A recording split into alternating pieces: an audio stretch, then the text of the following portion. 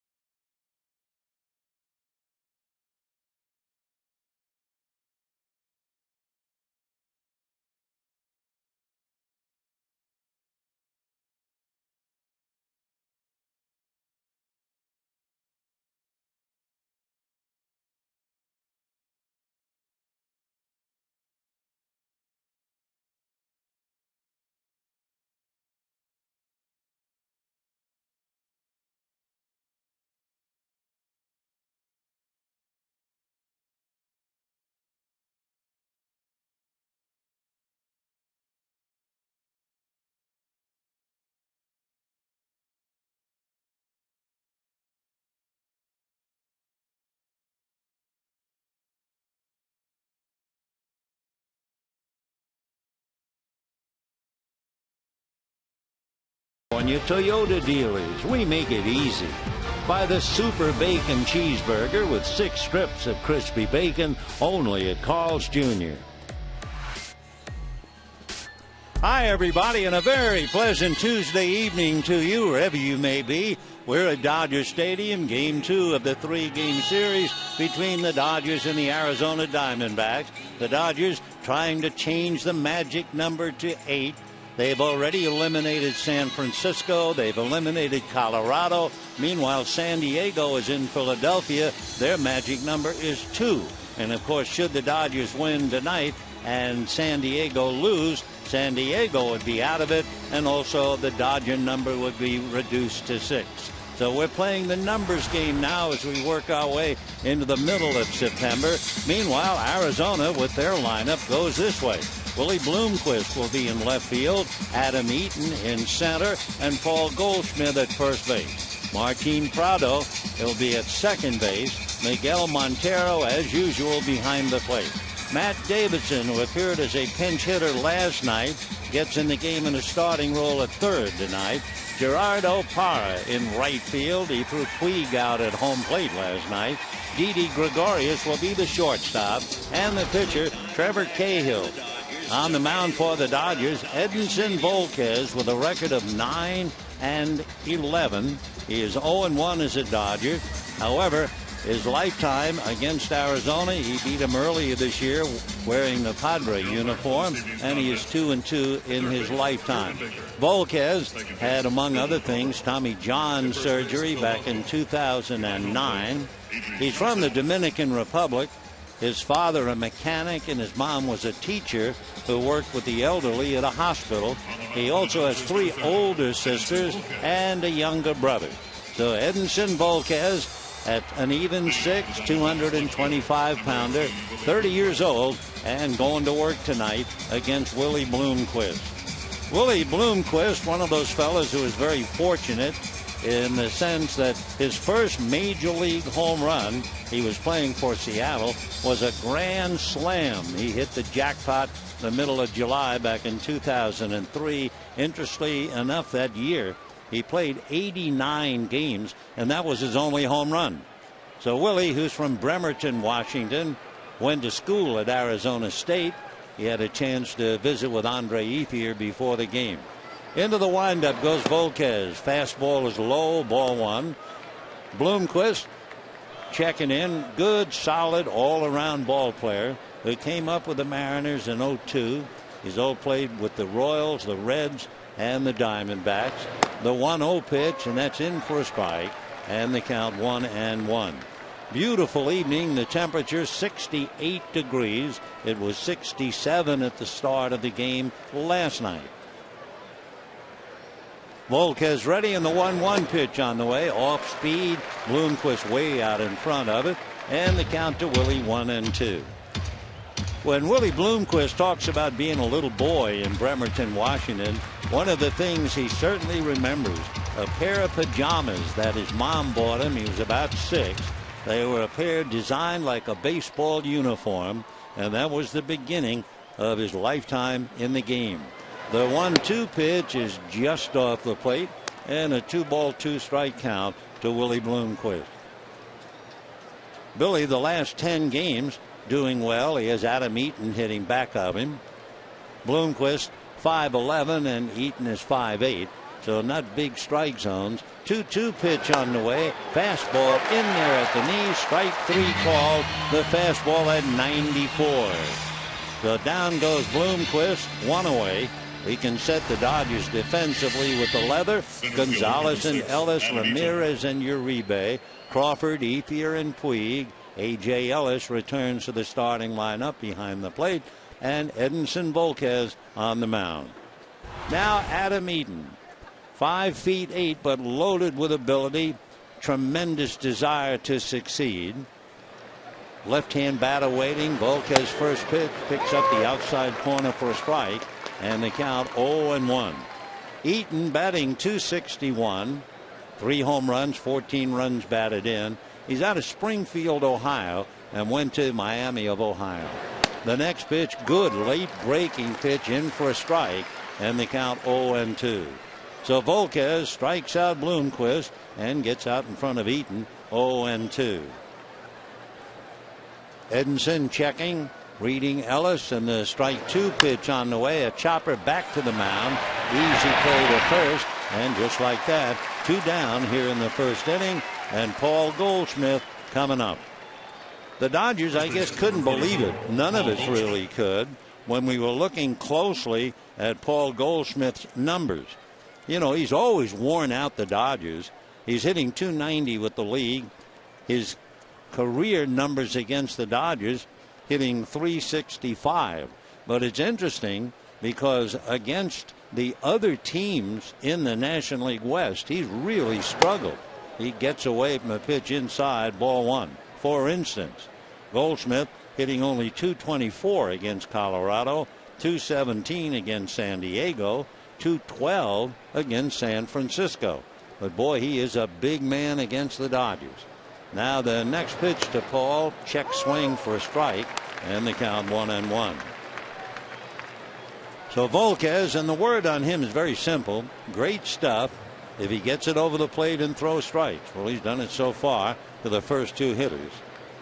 Goldschmidt, #1 man in the league in RBIs with 107. Promptly bangs it on the line into the gap in left center. ETHIER over to cut it off. Goldschmidt hustling for second base, and he is in there and hangs on to the bag. So Goldschmidt, who continues to wear out the Dodgers, even though he doesn't produce runs against anybody else, and a 2-out double to bring up Martin Prado. So Goldschmidt, line drive double. By the way, for Paul Goldschmidt, this is his birthday. He's 26 years old today, and he's just picked up his first present. So Goldie at second base. Martin Prado, who had a big month of August. He had 30 runs batted in, and he has piled up 154 hits. So Prado, wonderful player and hitting cleanup between Goldschmidt and Montero. And now A.J. Ellis going out to talk to Volquez. So that'll give us a chance to talk a little bit about Martin Prado. 73 RBIs, which is a career high. He needs 2 home runs to match his season's best of 15. And Prado has hit safely in 21 of his last 25 games. So 2 down in the first inning, and Prado at .284 checks in, bends slightly at the knees and waist. Veteran came over from Atlanta. And the first pitch coming up by Volquez after carefully looking at Goldschmidt, and it looked like a slider down and away for ball 1. So Martin Prado, a solid, established ball player. And of course, that was a big deal for Prado coming over in the deal that sent Upton over to Atlanta. Martin from Maracay in Venezuela. The 1-0 pitch on the way. Here comes Volquez, and his pitch is a little low, and he's behind now. 2 balls and no strikes. Miguel Montero on deck.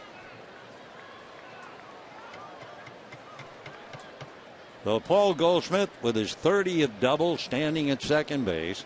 2 out, first inning, no score.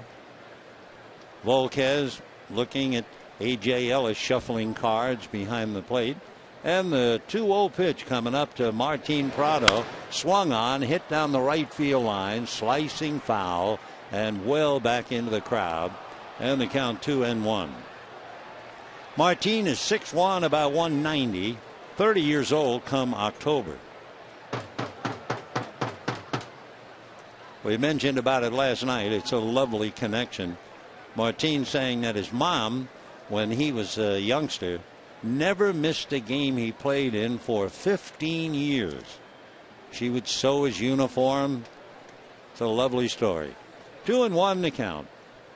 Volquez, another look back at Goldschmidt. Fastball, a big chopper to third. Uribe takes it on a high hop, throws him out, and that's that. No runs, a 2-out double and a man left. And at the end of half an inning, Arizona nothing, and the Dodgers coming up.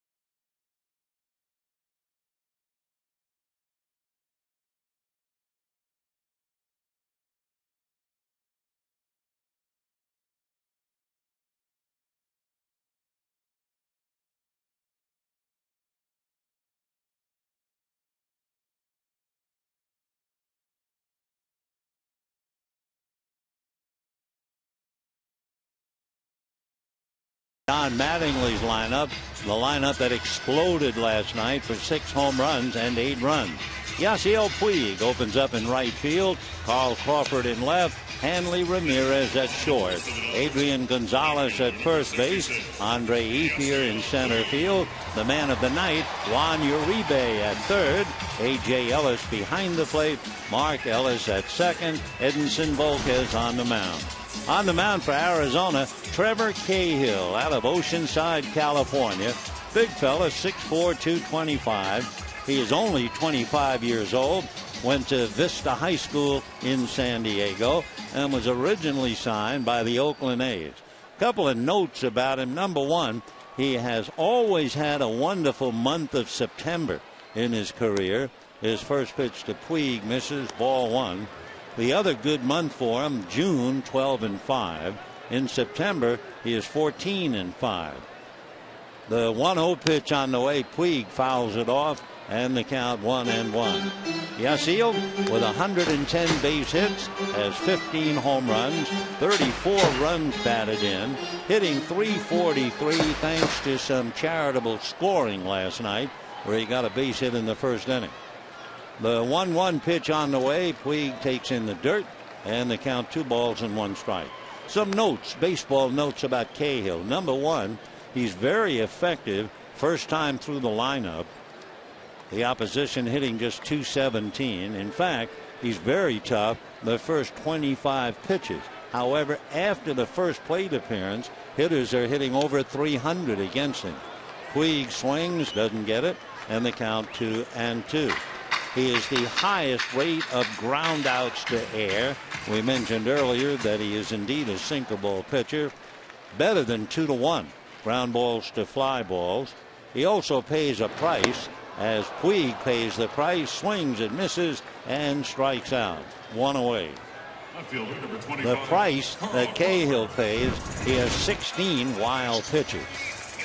Here are the D-backs: Goldschmidt and Prado, Gregorius and Davidson, Bloomquist, Eaton and Parra in the outfield. Montero, as always, behind the plate, and Trevor Cahill on the mound. 1 away. Now Carl Crawford checking in. Crawford, the left-hand hitter, and takes a sinker low. 1 ball and no strikes. .286 batting average, 5 home runs, 28 runs batted in. Last night, 0 for 4.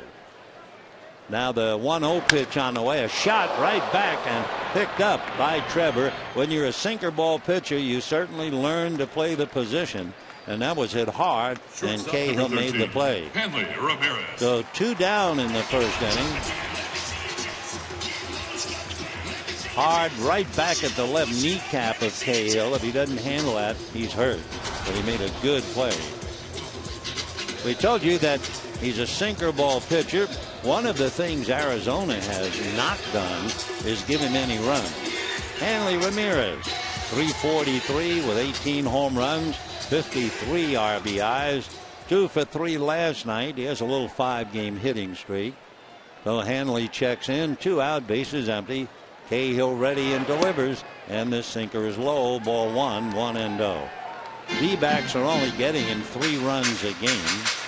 And one other thing, keep in mind for the Dodgers, you can run on Cahill. The 1-0 pitch is pulled foul outside of third and down the line. The opposition has stolen 13 out of 14 against Cahill. So HANLEY Ramirez trying to get something started with 2 out in the first inning. No score. Kirk Gibson, along with his pitching coach, Charles Nagy, checking in as Cahill ready and comes back. Good straight change and a 1-2 count. Ramirez way out in front of it. HANLEY Ramirez has hit in 5 straight. He has been very, very successful within the Western Division. Against Western teams, HANLEY is hitting .365. Now the 1-2 pitch on the way, taken in the dirt, short hop by Montero, and a new ball put in play by Adrian Johnson. Adrian Johnson was the plate umpire 3 years ago when Edwin Jackson, then pitching for Arizona, pitched a perfect game in June. in Tampa Bay. So Adrian, been a big league umpire a little over 5 years. The 2-2 pitch is low, ball 3. 3-2 the count. On deck, Adrian Gonzalez. So Trevor Cahill, who has walked 52 and struck out 88, so he fights it. The 3-2 count. Trevor turns on the rubber, comes back, and it's way outside and low, ball 4. So a 2-out walk to Hanley Ramirez and the batter, Adrian Gonzalez. First baseman, number 23. And taking a look at the Dodgers going up against Cahill, Adrian hitting .293, 20 home runs, 89 runs batted in. Dodgers have not been productive because Cahill's been perfect against him. Adrian Gonzalez, however, is 7 for 15 with a home run against Cahill. 2 down, first inning. 19 pitches made so far by Cahill, which brings up the thought about Edwin Jackson's no-hitter. First pitch to Adrian, swung on by the diving Goldschmidt into right field. Hanley jogs to second and holds on. You don't do any running against Gerardo Parra. He leads the major leagues in assists. He has 15. So Gerardo with a cannon out there threw Puig out at the plate last night. So Ramirez just ran 90 feet and figured that was enough. 2 on, 2 out. Andre Ethier coming up.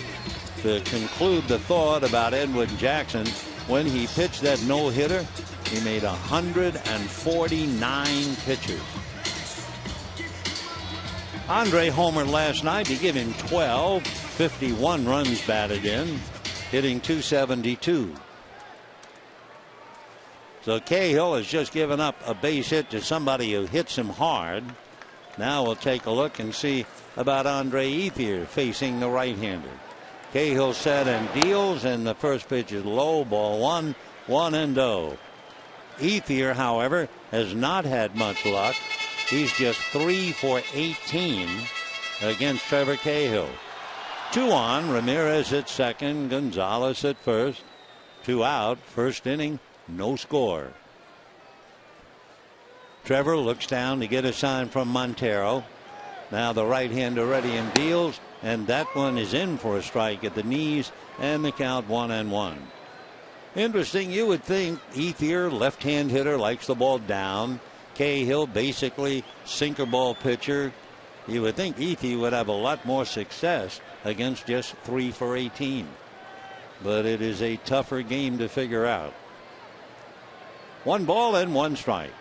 Cahill at the belt, checks the runners, comes back. Ethier has to get out of the way. A pitch at his feet, and the count 2 balls and 1 strike.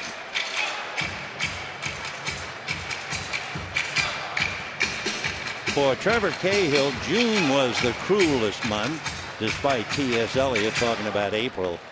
Cahill was 0-5 in June, and his earned run average was an unbelievable 9.8.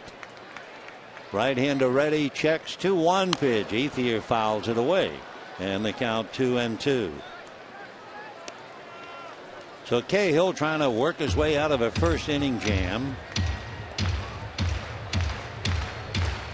Waiting on deck, the star of last night's performance, Juan Uribe. Wonderful Juan. So deuces wild here in the first inning. 2 balls, 2 strikes, 2 out, 2 on. No score. Ethier waits. Outfield fanned out straight away. A check swing, and he just did hold up. And that runs the count all the way. So the Dodgers will have Ramirez and Gonzalez in motion, and Cahill trying to get out of the inning.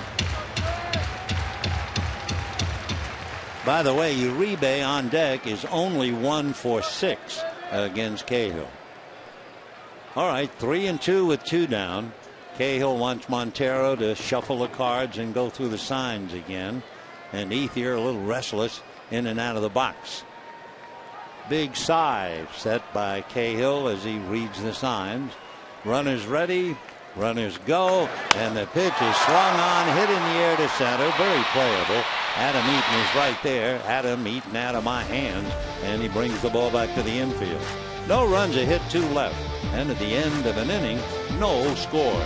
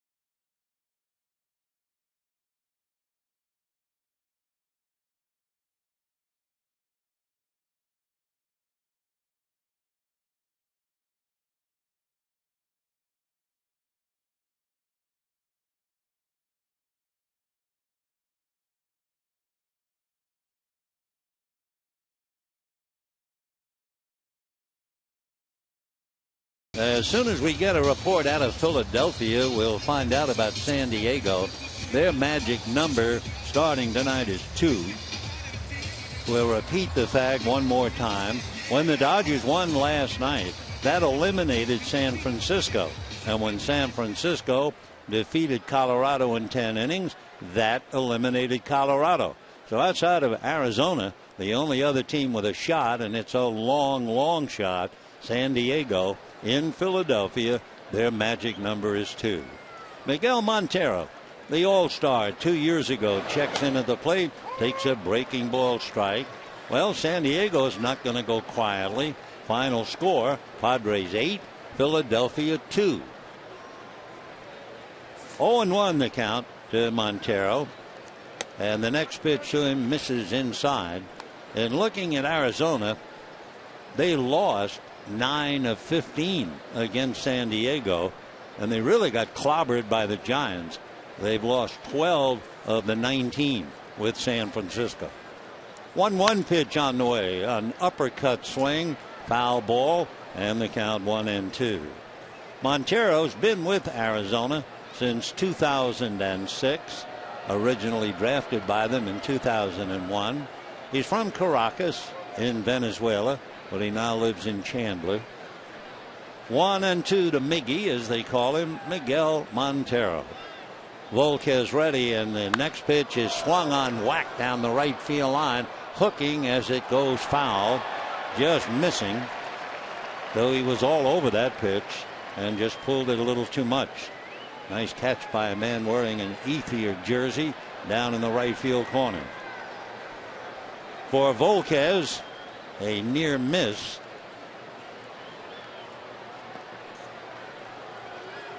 Montero back up and waiting. He has 10 home runs. Volquez comes back, big overhand pitch, swung on, missed, but it's also missed by A.J. Ellis. And down to first base goes Montero. So that fooled everybody. It got by Montero's bat, and it got by A.J. Ellis's glove. Big breaking ball, and Ellis tried to one-hand it and just stick the glove down in the dirt, and it got by him and went to the backstop. So it'll be a wild pitch, and Montero strikes out and reaches anyway. Well, we were talking about the fact that Trevor Cahill has 16 wild pitches. Edison Volquez has 13. So a runner at first, nobody out. And here's Matt Davidson, who takes a look at a pitch low. 1 ball and no strikes. So Volquez gave up a 2-out double to Goldschmidt in the first inning. Now facing Matt Davidson, hitting 184, 3 RBIs, hasn't played much at all, just being called up.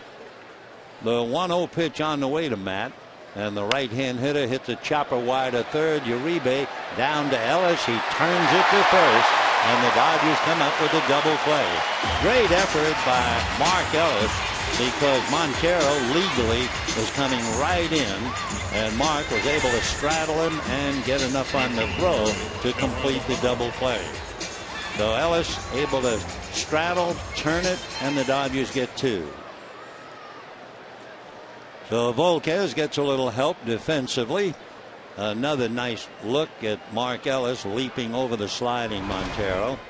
And now Gerardo Parra coming up.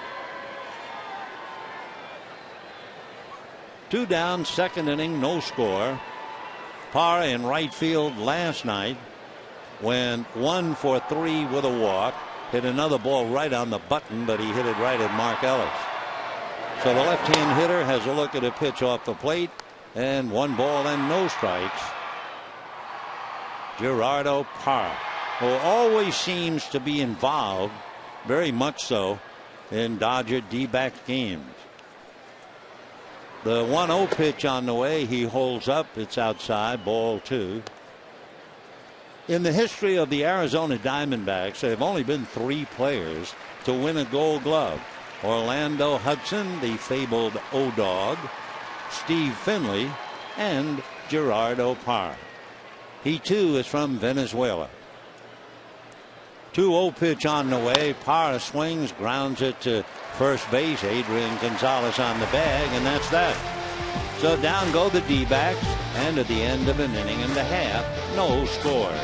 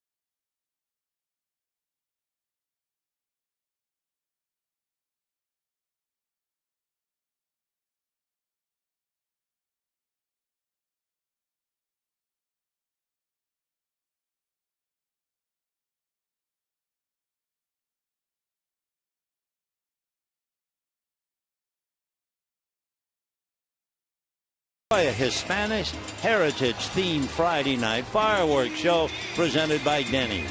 For tickets, visit Dodgers.com/promotion. Well, here he comes. Juan Uribe, who had the honor, the thrill of hitting 3 home runs in the game last night. Actually, he has company. There are fellas here who will say, yeah, I know how it feels. Tim Wallach, when he was playing for Montreal, now the third base coach for the Dodgers. Tim had 3 home runs back in 1987. And the pitch to Uribe misses, ball one. Matt Williams, the coach at third base for Arizona, had 3 home runs in a game when he was with Cleveland. So there's a little 3 home run group all around third base. Wallach, Williams, and Uribe. Another third baseman, Bob Horner, had 3 with Atlanta back in 1986. The 1-0 pitch foul back. And another third baseman, Mike Schmidt, with the Phillies in 1976. And they're the only 2 third basemen to have hit 4 home runs in a game.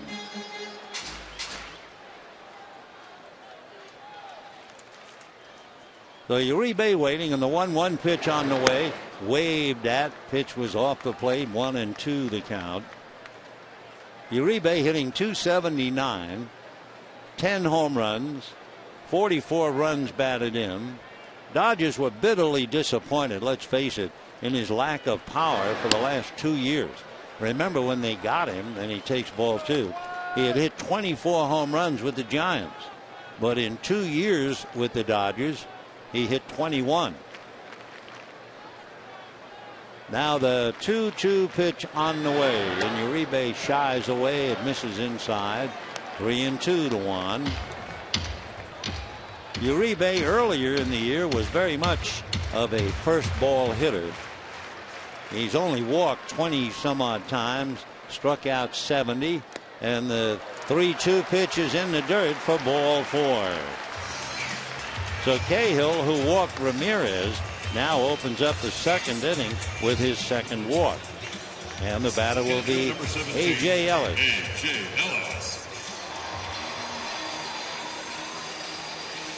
No score in the ball game. Bottom of the second inning. Dodgers needed a ground ball defensively. They got it, turned it into a double play. And now that's what Cahill is looking for as Ellis checks in. AJ, 7 home runs, 45 runs batted in. And the Dodger catcher takes a strike, and the count 0-1. Interesting thing about Cahill, if you look closely at the count, 0-1, 1-1, 2-1, and 3-1. The opposition is hitting .361 during those counts. The strike 1 pitch swung on, line drive at Gregorius for the out. Well, he almost gave up another hit, and they almost came up with a double play. So AJ hits a blur right into Gregorius' glove, and we have 1 out. We'll keep that count in mind. Somehow Cahill has gotten punished. That time he dodged a bullet with the line drive. So now Mark Ellis, who turned the double play nicely, coming up.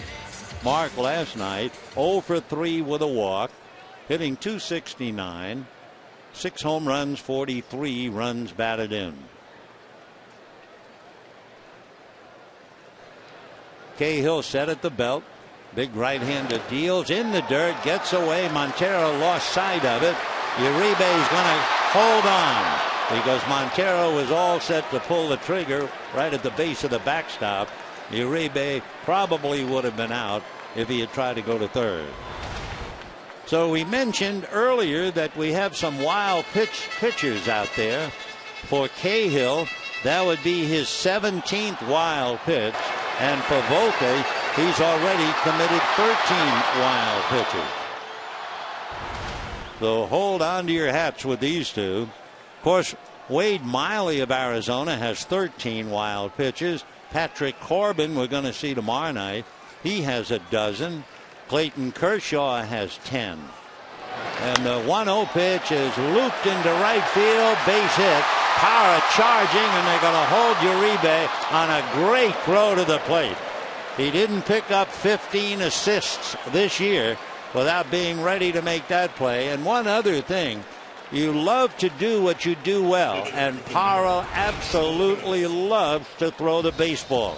And I mean, he hit a trolley wire to Miguel Montero.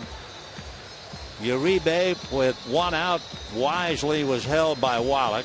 And the Dodgers have first and third, 1 out, and Edinson Volquez coming up. Yeah, 15 assists. So maybe they like to run on Parra, but he nails them most of the time. First and third, one away. We'll see what the Dodgers do with Volquez. I mean, I think they would be very happy if Volquez bunted and just advanced Ellis to second base. But we will see what they do. Volquez checking in, have no idea whether he can bunt or not, or whether they're going to ask him to bunt. He turns around to bunt and takes a strike. And looking at Volquez during the year, he's had 4 sacrifices. He has Uribe at third, but the important man is to get Ellis to second, stay away from the inning-ending double play. Shows bunt, bunts it. It's a fair ball. The throw on a bounce gets away from Gregorius into center field. Uribe scores. Over to third goes Mark Ellis, and the Dodgers take a 1-0 lead. The bunt didn't go far from home plate, and Montero's throw was on a bounce and winds up in center field. Another bleak moment for Kirk Gibson. Big curveball. The bunt out in front of the plate. Montero had a good play, but a poor throw, and then a bad backhanded effort by Gregorius. So on the throw down, the Dodgers take advantage, get a run. They have runners at first and third yet again. Uribe is home, and the Dodgers lead 1-0. So Gregorius making a poor effort on that bounce throw by Montero, and of course that wasn't a very good throw by Montero either. So now here is Puig, and it's a slow hopper to third, down to second base for 1. Dodgers get the second run as Mark Ellis brings it in, and the Dodgers now lead 2-0 here in the second inning. On the bunt by Volquez, it is ruled a fielder's choice, and the error charged on the throw of Miguel Montero. And as we said, Montero did not get any help at all on the effort by Gregorius at shortstop. So it is 2-0 Dodgers, and the batter now will be Crawford. Carl hit back to the box in the first inning. Cahill at the belt. Puig, who likes to run. In fact, you had the feeling watching Yasiel last night, all of his buddies were celebrating. That meant Uribe and Ramirez and Gonzalez, and he was trying so hard to do something good, something that would catch the eye and heart of the crowd. He never could quite do it. He was eventually thrown at the plate last night, and now tonight he has struck out, hit into a force play, and you know he's in the mood to run if they let him. The Puig takes his lead. Out of a stretch goes Cahill, and the pitch is high. He usually doesn't stay high. 1 ball and no strikes. 2-0 Dodgers. Puig over at first base has stolen 10, but he's been caught 8 times. Out of his stretch goes Cahill. There goes Puig. The pitch outside. The throw is not in time. He's done it. He has finally done something to please the crowd as he steals second base. So the Dodgers let the wild horse run, and he comes up with his 11th steal. Montero got rid of the ball, but it sailed high on him. Gregorius has pretty quick hands. It was a good pitch for the catcher, but he couldn't get it down there. Remember, we gave you that note before. Base stealers can run on Cahill. They have now stolen 14 out of 15. And the 2-0 pitch on the way. Crawford takes a look at a strike, and they count 2-1. So if the book says you can steal, then you steal. Cahill victimized here on a looping fly ball single, throwing error by his catcher. Ground ball backhanded by big Goldschmidt, takes it to the bag to end the inning. But the Dodgers put a deuce on the scoreboard. A big error charged, and the Dodgers at the end of 2 lead 2-0.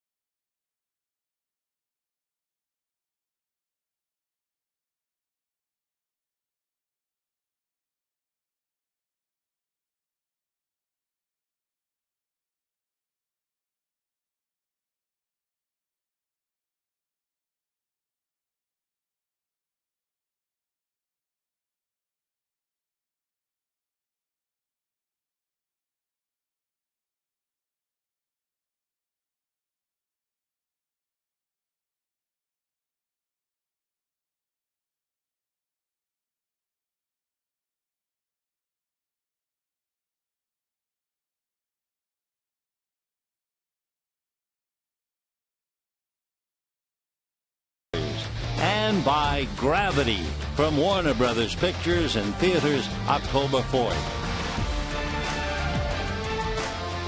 Arizona plays fast and loose with the baseball. The Dodgers take a 2-0 lead into the third inning. It'll be the bottom of the lineup for Arizona. That would mean DIDI, Gregorius, then the pitcher Trevor Cahill, and the leadoff man Willie Bloomquist. So Gregorius, the young fella, rather gregarious, from the Netherlands, speaks 4 or 5 languages. He's on the lean side, 6'1". They say he's 185. It doesn't look that big. Hitting .261 with a half a dozen home runs, 24 runs batted in. Talking about the Gregorius, he speaks English and Dutch, Spanish, and Papiamento. Born in Amsterdam, the Netherlands, and lives in the Netherlands Antilles on Curaçao. Left-hand batter has a look at a strike, though Volquez with the count his way 0-1. Volquez gave up a double to Goldschmidt. That's it so far, leading 2-0 in the third. Right-hander ready, and the strike one pitch on the way, swung on and fouled back, and the count 0-2. Paul Goldschmidt, he has the hit, celebrating his 26th birthday today, and celebrated by a big slice of pie, a double in the first inning. 0-2 the count to DIDI Gregorius. Volquez looks into Ellis. Edinson ready, and the strike 2 pitch on the way, swung on and missed, and that will take care of Gregorius. That will be the third strikeout, and the batter now will be Trevor Cahill. Pretty good rising fastball. Gregorius' bat was underneath it. And here's Cahill, right-hand batter. Trevor with the bat has 4 hits, but he has 5 runs batted in. He backs off and takes a strike, and the count 0-1. Of his 42 at-bats, and given 45 plate appearances, he has struck out 17 times. Strike 1 pitch, fouled away off to the right. 0-2 the count to Trevor Cahill.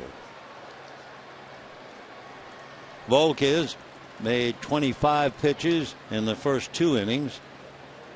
He's now got his pitch count up to 30. Back he comes, low and inside, ball 1. 1-2 the count. Volquez has an interesting background from the Dominican.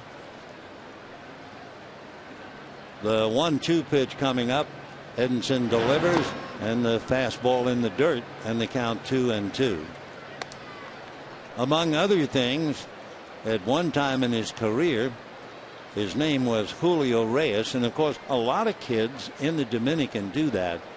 They'll take the name of a relative or a good pal who's younger in order to try and impress the scouts that they're younger than they really are. 2-2 pitch on the way, hit in the air to center. ETHIER comes up to glove it, and we have 2 down.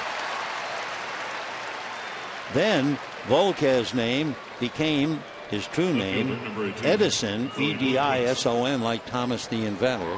However, that wasn't really his birth name, he said, so he added an N. And a lot of people wondered, why did you add the N? Well, he said that's his true name. So it's Ednison, Edinson, Edinson. Volquez, by any other name, a big league pitcher. 30 years old, right-hander into the windup. Willie Bloomquist up there. First ball hitting, ground ball to short. Ramirez backed up for a hop and throws him out. So another nice inning for Volquez, and at the end of 2.5 innings, 2-0 Dodgers. Season, the Dodgers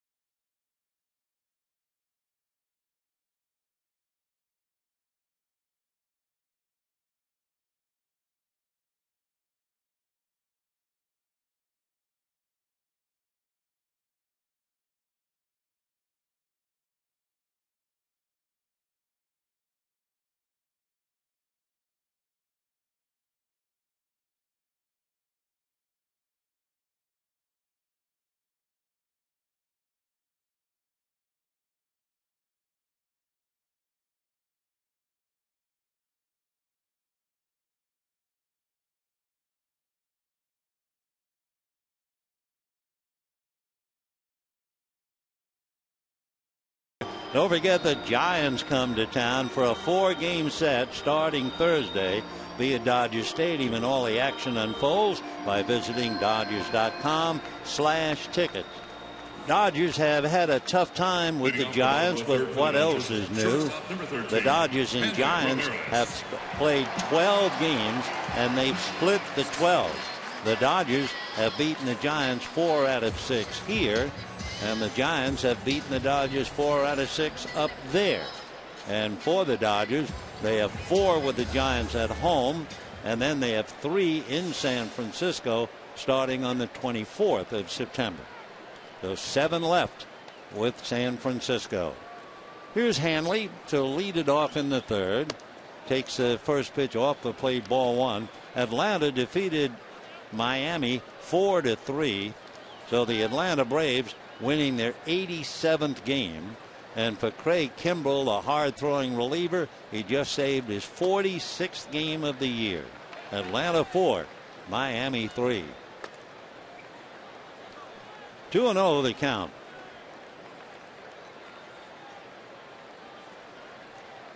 Hanley waiting. Cahill turns on the rubber and over the top with a fastball at the knees, and the count 2-1. Fastball a little less than he has. That was 90.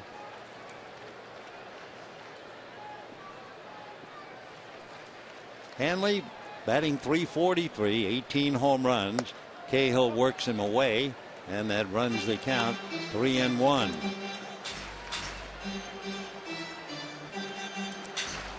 On deck, Adrian Gonzalez. Pretty good 1-2 punch. The 3-1 pitch coming up. Hanley swings, ground ball wide of third into the hole. It's Gregorius to throw him out. Moving over was Davidson. Couldn't make the play, but Gregorius did, and we have 1 out. Adrian Gonzalez single to right. He'll be coming up. Another look at that high chopper in the hole. 1 away, bottom of the third, 2-0 Dodgers.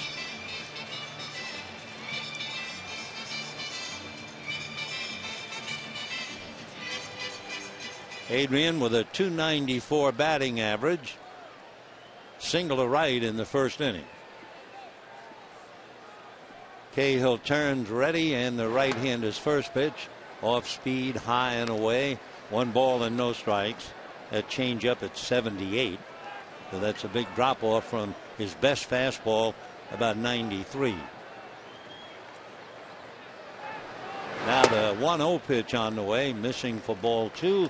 2-0 the count.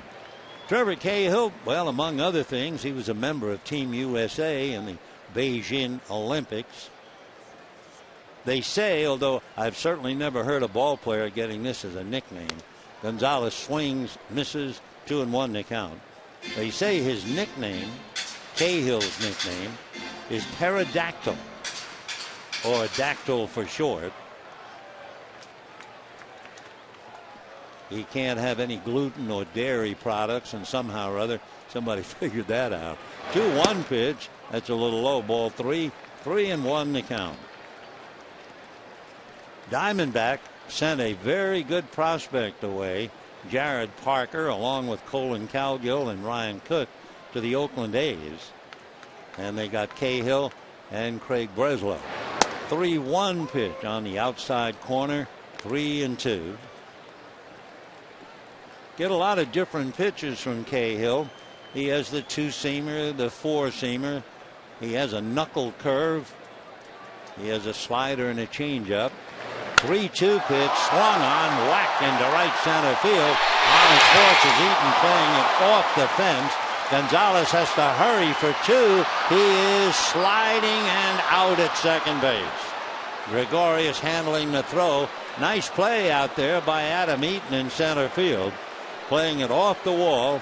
Gonzalez trying for 2, and he is cut down. 8-6 if you're scoring. Eaton to Gregorius.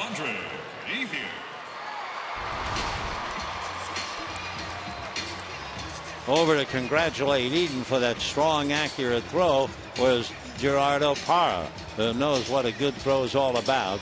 For Gonzalez, he had nowhere to go. He had to slide right into the tag. and tried to spin around the bag, but he had already been tagged out, and the second base umpire, the veteran Field and Culbreth, called him out. Good play by Adam Eaton, and the batter now will be Andre Ethier. Ethier flied to center in the first inning, 0 for 1. Dodgers lead 2-0 in the third. High fly ball to left field. Going back is Bloomquist over to his left. Makes the catch as he backs onto the warning track, and the Dodgers are done. No runs are hit, nobody left thanks to Eaton. And at the end of 3, 2-0 Dodgers.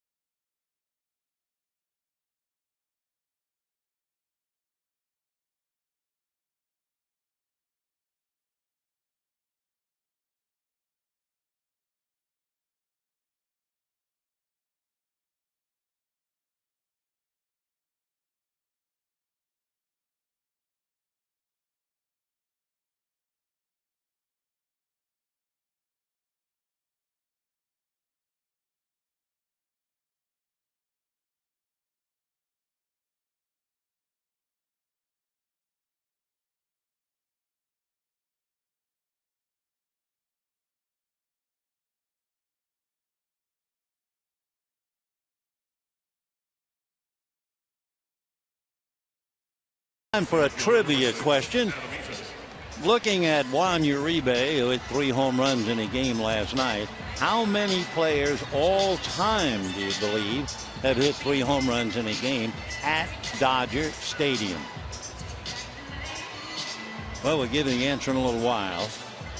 We move to the 4th with the Dodgers trying to hold on to a 2-0 lead. And it will be Adam Eaton who made that nice play on the long single by Adrian Gonzalez. Eaton, Goldschmidt, and Prado in that order. Ball 1.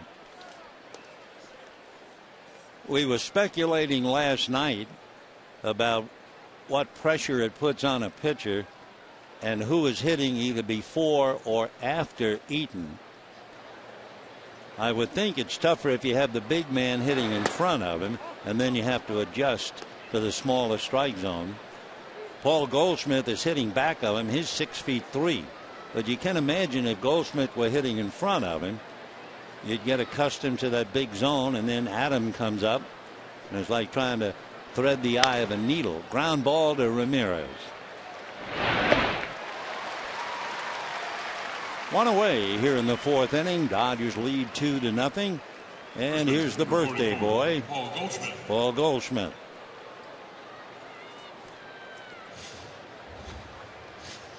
Goldschmidt, and of course you can hit home runs at any time during a game, but Goldschmidt has really electrified those who watch him. He has 31 home runs, 107 runs batted in, and 8 of those 31 were electric. Ball 1.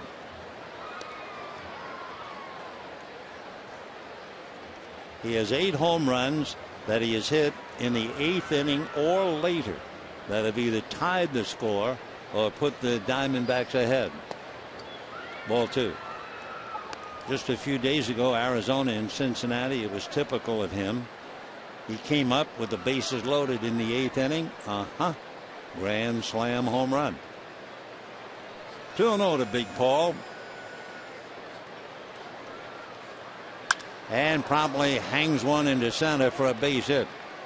So Goldschmidt is 2 for 2, a double to the gap in left center, and a line drive single to center with 1 out here in the 4th. Second baseman, number 14. And again, as we mentioned, Goldschmidt hitting .220 or less against Colorado, San Diego, and San Francisco, and he just wears the Dodgers out.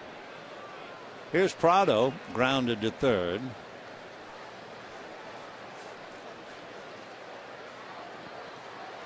Goldschmidt, a big man, but he runs well, 6'3" and about 240, and he has stolen 13 bases.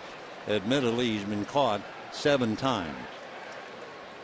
So Volquez has to keep his eye on Goldie and at the same time work on a very tough hitter, Martin Prado.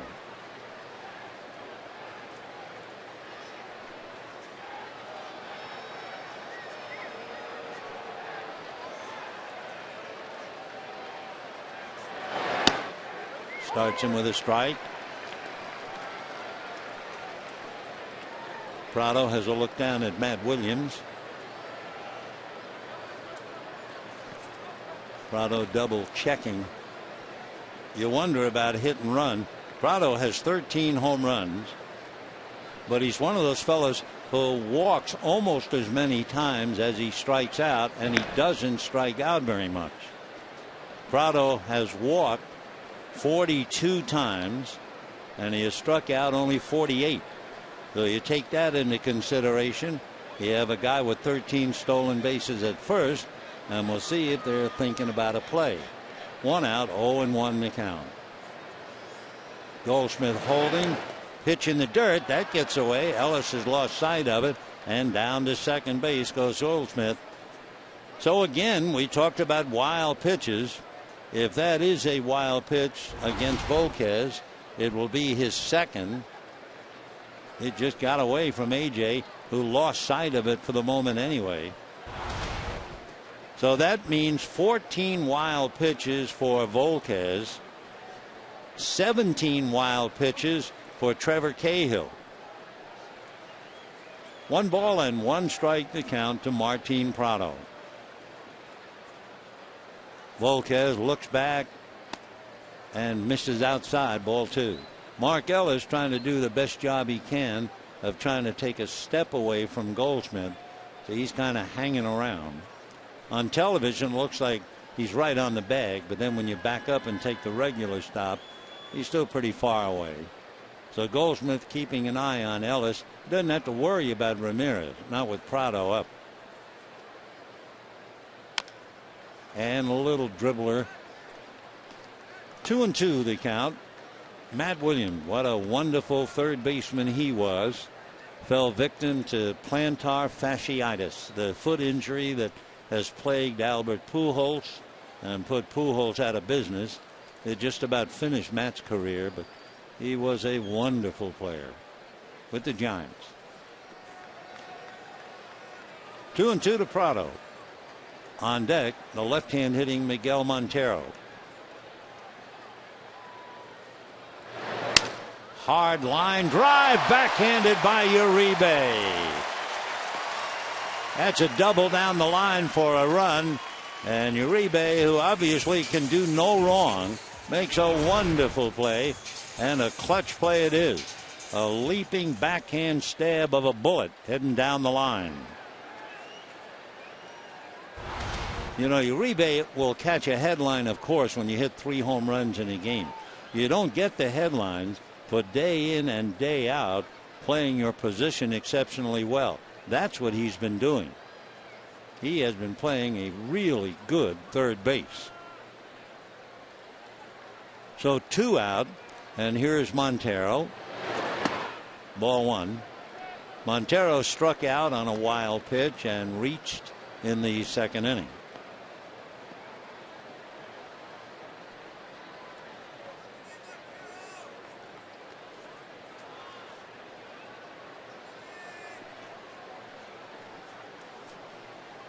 One ball and no strikes.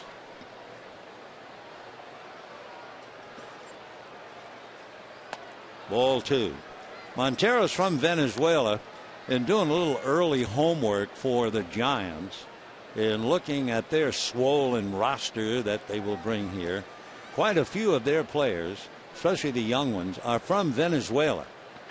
So where the Dominican has been producing so many players, Now all of a sudden Venezuela is alive with players. 2 balls and no strikes. Off speed, ball 3. So the baseball academies in Venezuela are really producing.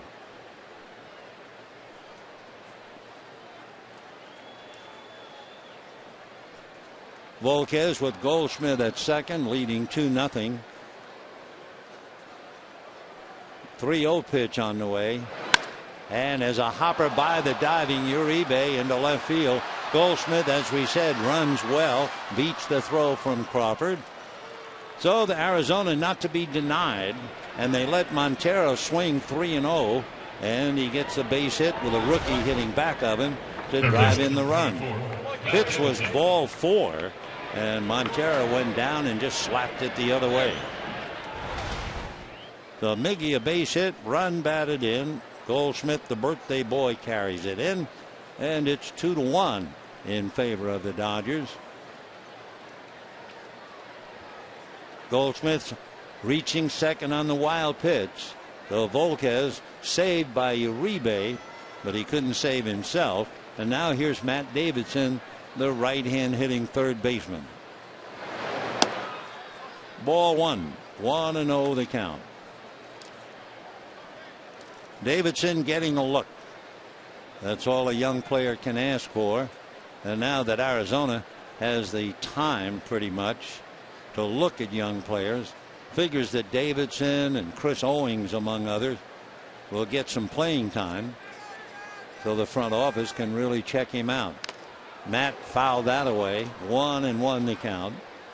From Redlands and Yucaipa, as we said, went to Yucaipa High School. Grew up idolizing Randy Johnson.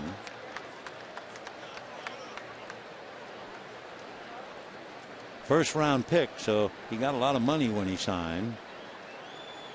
And we mentioned last night he's involved in the Best Buddies program, dedicated enhancing the lives of children with intellectual disabilities. He's only 22. Ball 2, 2-1.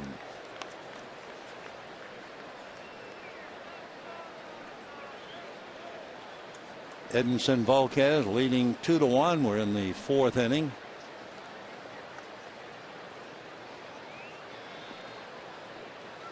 Ready to make his 53rd pitch. Strike 2-2 the count to Matt Davidson. Another thing that Davidson does, he must be quite a young man at 22. Not only is he involved in the Best Buddies program, he has also offered free hitting and pitching lessons to children in his community. Nice guy. Oh my. Oh, the slow curveball, and he is locked, and down he goes. So Volquez finishes with a strikeout but gives up a run. And at the end of 3.5 innings, Dodgers 2 and the D-backs 1.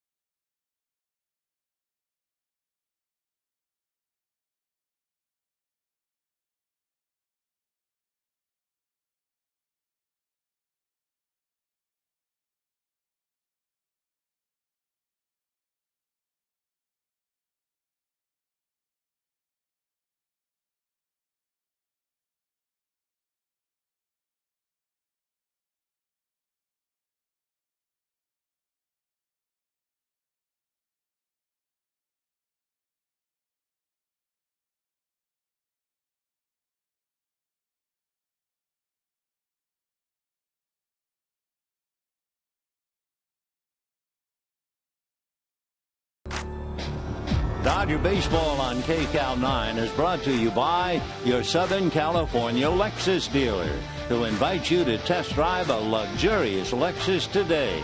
For more information, visit Lexus.com. And by Morongo Casino Resort and Spa. Good times. Bottom of the fourth inning, 2-1 in favor of the Dodgers. And in the fourth, Uribe and then A.J. Ellis and Mark Ellis in that order against Trevor Cahill. Uribe in his first at-bat walk came around to score a run. Also took a possible double away from Martin Prado with a leaping backhand catch of his line drive. Little chopper to Gregorius. One away. Threw almost a sinker that handcuffed Goldschmidt a little bit. Dodger catcher number 17, one away. A.J. Ellis. Goldschmidt. And of course, when you play first base, you get all kinds of throws. Overhand, three-quarters, sidearm. Tough position. A.J. Ellis hit the ball right on the button, but right at Gregorius.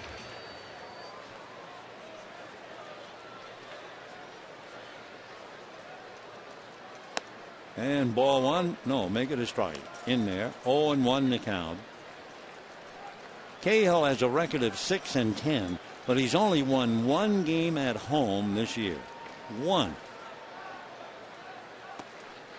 ball and one strike. Of course, as far as the Dodgers are concerned, he is 2-0 against them this year, 5-0 lifetime against them, and 3-0 in his career at Dodger Stadium. And he comes here in this game with a 3-game winning streak. Fouled away, 1-2. What a difference a league makes.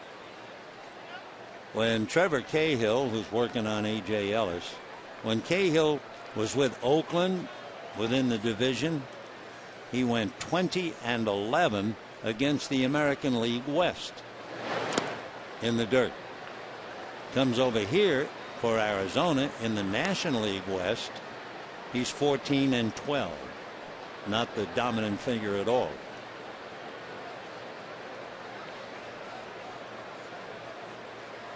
The Ellis boys back to back. 3-2. Just missed.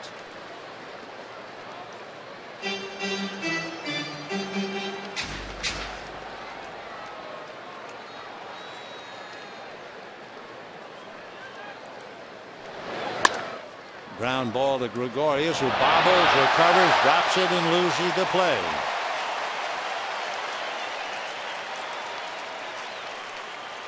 So an error charge to DIDI Gregorius, and that'll bring up Mark Ellis.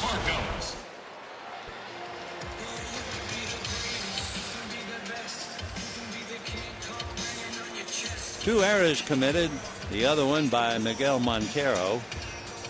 So the Dodgers have A.J. Ellis aboard and Mark Ellis checking in. In case you wonder about a young shortstop, Gregorius has made 13 errors. That's a strike. 0-1.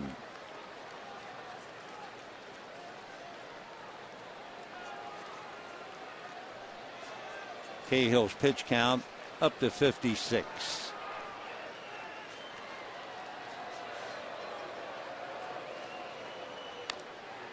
Foul back, 0-2. Tomorrow night, the concluding game of the series with Arizona. Hyun-Jin Ryu will go up against Patrick Corbin. Patrick Corbin with a record of 13-6. What a great start he had to the year. Things have turned around against him a bit of late. 0-2. In the dirt. Nice pick. That was a fine play by Miguel Montero. That could easily have been yet another wild pitch.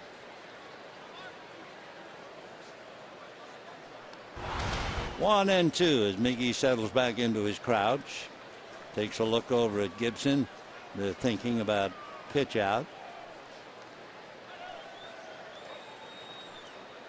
Ellis held on by Goldschmidt. 2-2 the count.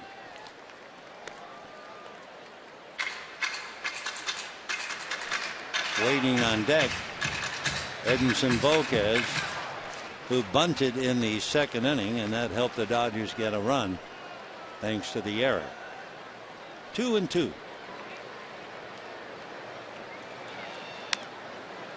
Though Mark's still there hacking away. 91-mile-an-hour sinking fastball.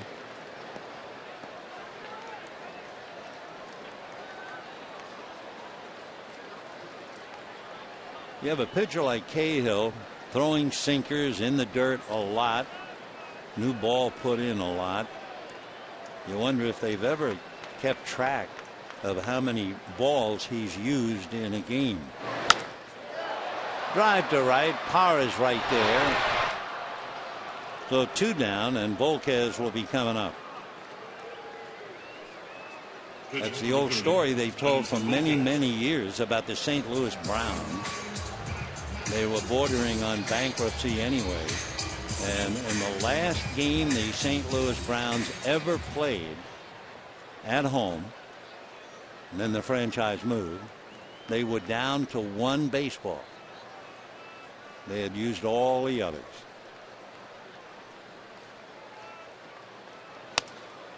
Strike.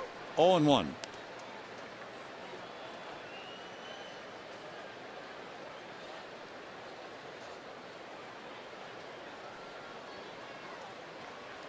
Two to 1 favor of the Dodgers. Bottom of the 4th inning. Principals at each other right now. Volquez facing Cahill, and a 1-ball 1-strike count. Remember, it was Volquez who bunted out in front of the plate, and the throw by Montero went off the glove of Gregorius into center field. Dodgers picked up a gift run.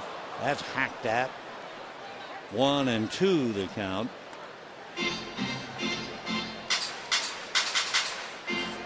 So Cahill trying to put his opposite number away and get out of the inning.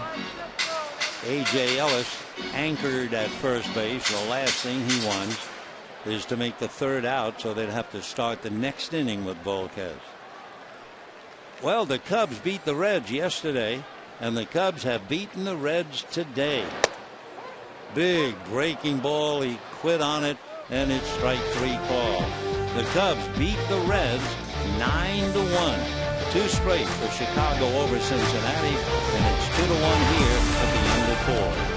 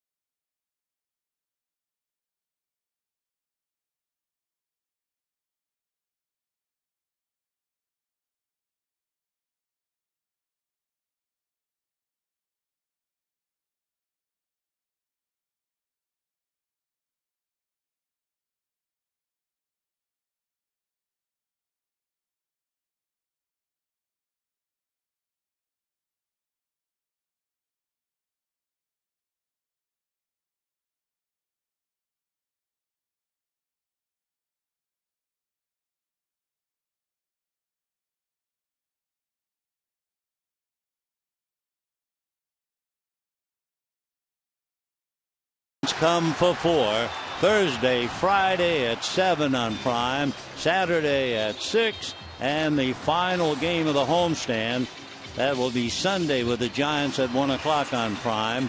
Dodgers then go out on the road 4 games in Arizona, the weekend in San Diego. Then with a day off, they have 3 in San Francisco. And the last 3 games of the regular season at home at Dodger Stadium with Colorado. Dodgers right now at home are 16 games above 500, 44 and 28. So the 5th inning, Don Mattingly and company will get Parra, Gregorius, and Cahill. We were telling you about the Cubs beating the Reds 9-1. Interesting. A little while ago, we were talking about Edwin Jackson and the plate umpire, Adrian Johnson. Johnson was the plate umpire 3 years ago when Edwin Jackson pitched a no-hitter against Tampa Bay. Tonight, Edwin Jackson pitched for the Cubs, beat Cincinnati 9-1, and for good measure, Jackson hit a home run.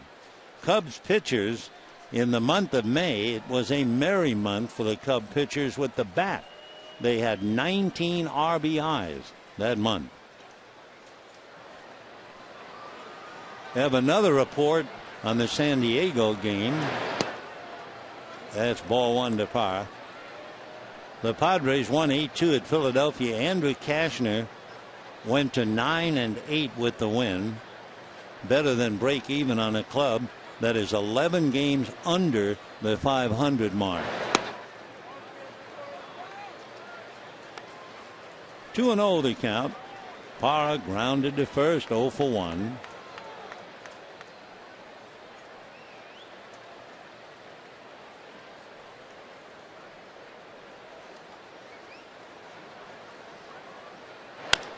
Fouled away upstairs. 2 runs, 3 hits for the Dodgers. 1 run, 3 hits, and 2 errors for Arizona. Parra has had a base hit in 7 of his last 9 games. He had 5 RBIs the end of August in a game against the Padres.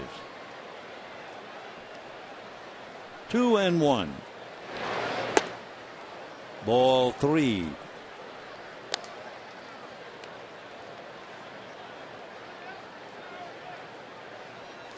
Parra very dangerous leading off an inning with Gregorius on deck. He has 5 leadoff home runs. 5 of his 10 leading off an inning. 3-1. And he's aboard. Ball 4. Gerardo Parra, in getting the walk, he's a break-even base stealer, and of course that's never very good, but he has stolen 10 and he's been caught 10 times. Gregorius and then Cahill coming up.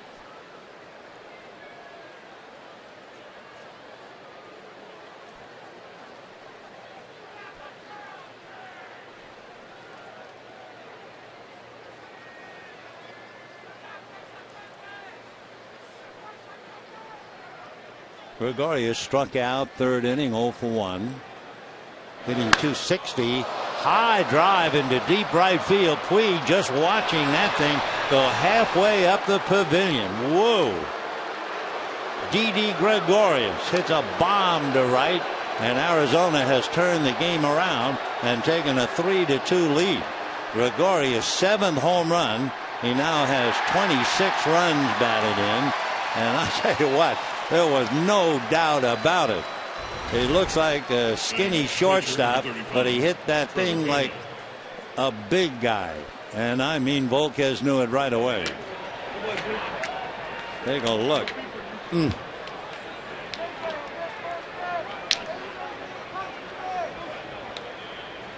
So Volquez gives up a bomb, and it's 3-2 in favor of Arizona.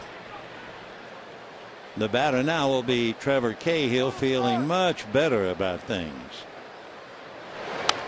Foul back. So Didi gives Gibson a lead. He gets a hug for his efforts.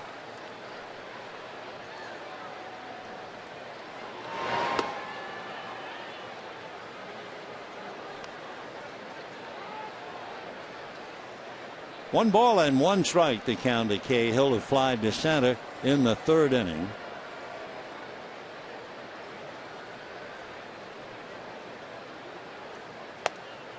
That's a strike. 1-2.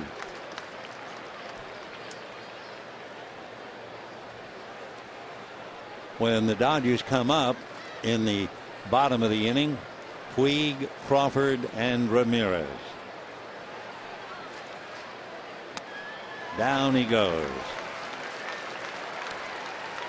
So 1 away in the 5th inning. Willie Bloomquist will be coming up. 5 strikeouts for Volquez. Willie Bloomquist.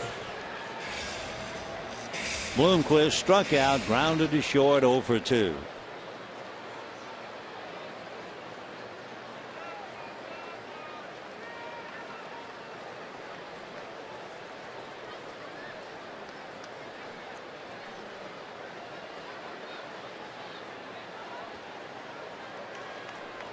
Willie with 12 RBIs, hitting .350. He hasn't played a lot. He's only been in 12 games. Been on the DL, banged up.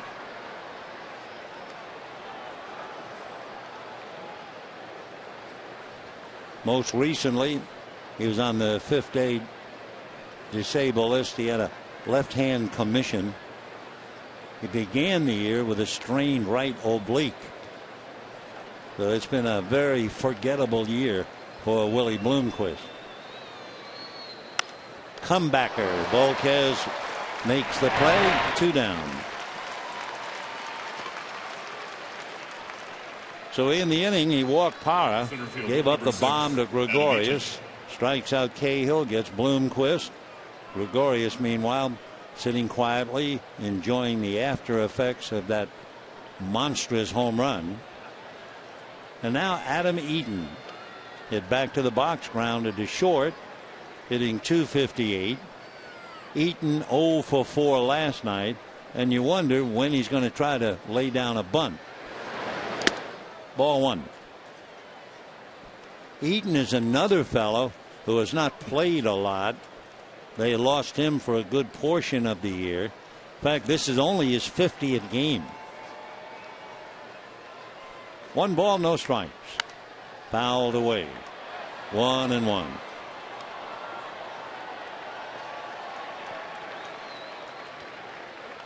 Eaton for 3 weeks has been hitting over .300. He had a walk-off home run in the middle of August against Baltimore. He committed. 1-2.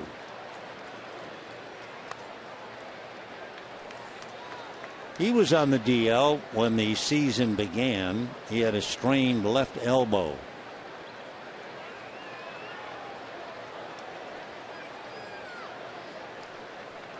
One ball, 2 strikes, 2 out, 3-2 Arizona.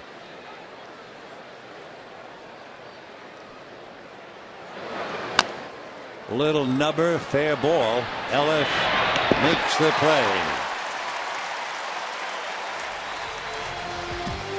Nice play by AJ. However, at the end of 4.5, 3-2 Arizona.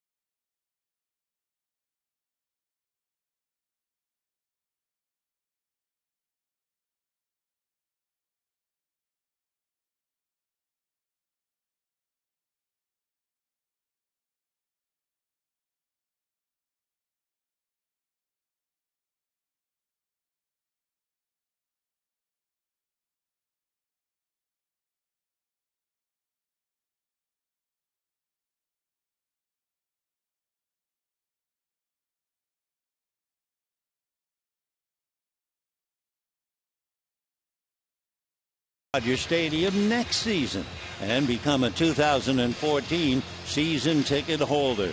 Place a deposit at Dodgers.com/season tickets. Oh, I know it seems like it's so far away, but the way time flies, you know as well as I do. I mean, look at this season. I think most of us connected with baseball in any way would agree the beginning of the year, time seems to be normal.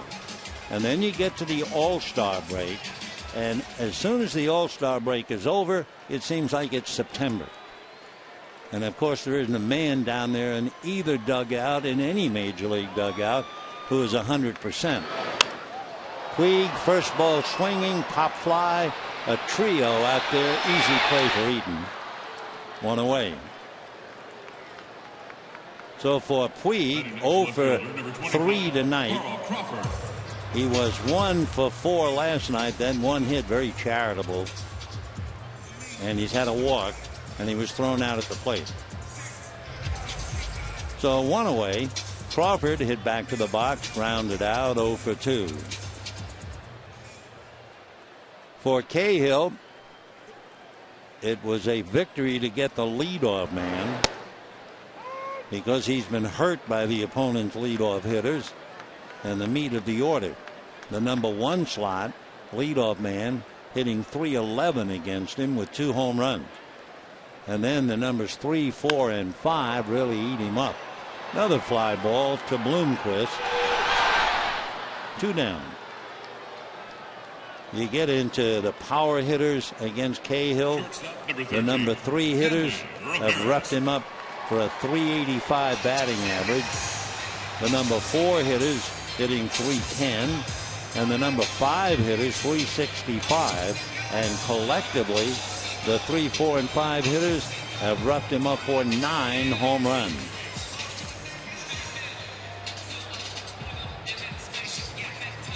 So here's Hanley, walk, grounded to short, batting .342.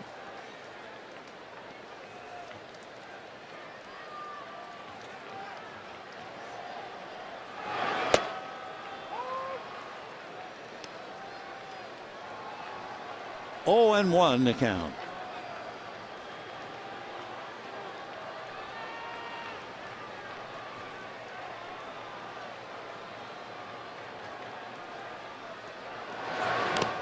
One ball and 1 strike. Waiting on deck, Adrian Gonzalez. So the Dodgers last night with a half a dozen home runs, and they have struggled tonight to scratch for 2. And isn't it always the way? 1 ball, 1 strike.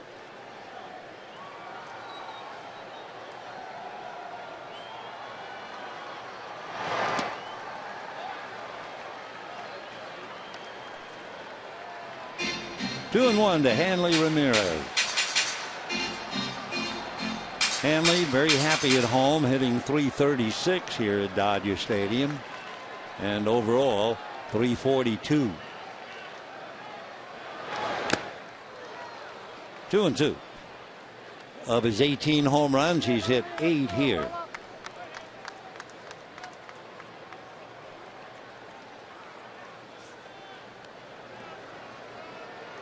Trevor Cahill, by the way, talking about home runs, has allowed 13.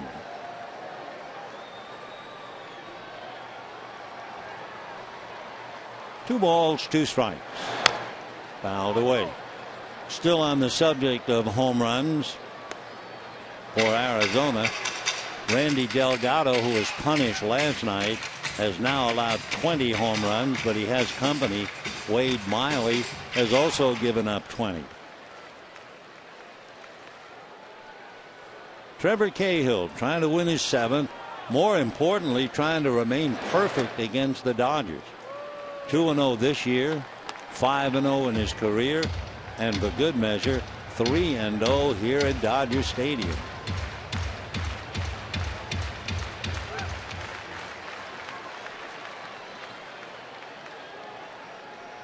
Full count. Foul ball, and he goes down like a folding chair.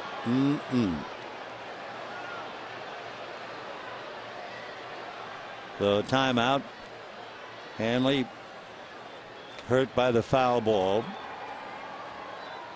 Interesting, a question to Don Mattingly today had to do about how important it is for home field advantage. It looks like he got him on the instep.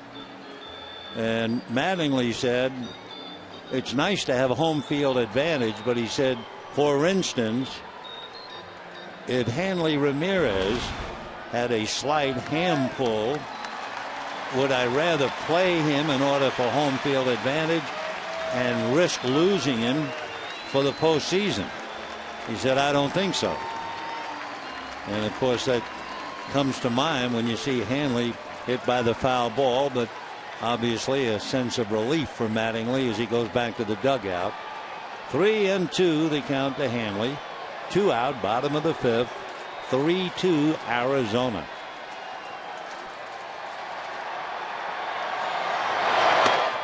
And that's up and in, ball 4. So Ramirez walks for the second time tonight. He's 0 for 1. And the batter will be Adrian Gonzalez. Gonzalez is 2 for 2. He singled to right, and then in the 3rd inning hit one off the right center field wall, perfectly played by Adam Eaton, who gunned the ball back into Gregorius, who tagged Gonzalez trying to get into second base. So a good play by Adam Eaton. Gonzalez held to the single, and now Adrian up there trying to do a little damage.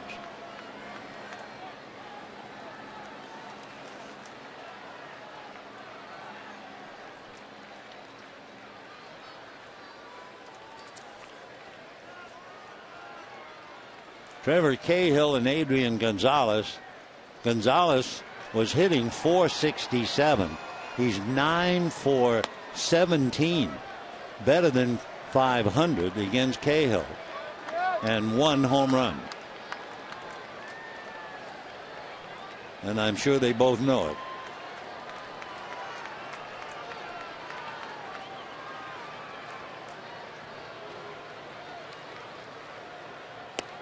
And nice save by Montero, 2-0. On deck, Andre Ethier, who is 0 for 2.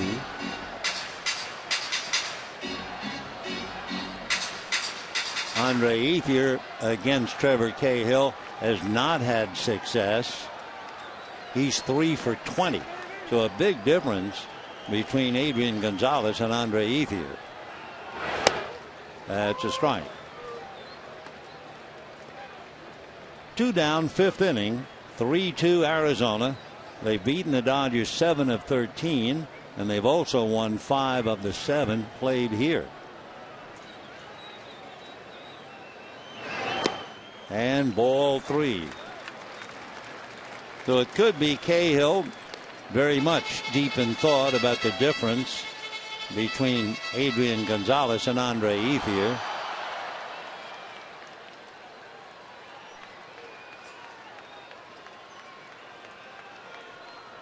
Three and 1. And ball 4. I don't think he really wanted him. I mean, if we know the numbers, you can understand, but I bet that's committed to memory with Cahill. So he walks Gonzalez. 2 on, 2 out, and Andre Ethier coming up.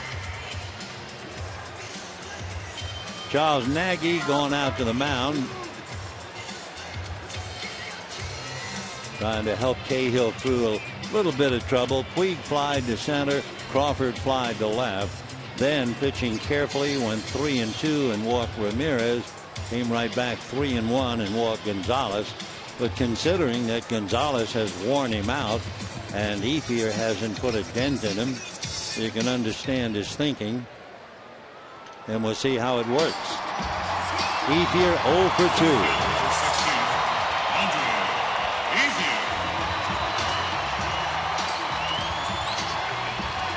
Andre hit his 12th home run last night. into the right field pavilion. Ramirez with a sore foot, I'm sure, at second base, and Adrian Gonzalez a slow runner at first. So even a base hit, it might be tough to score Ramirez.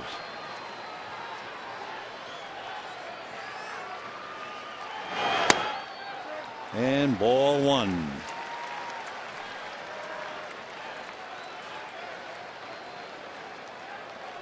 Cahill has allowed 5 fly balls and a line drive to short. He thrives on ground balls. Breaking ball strike, 1-1.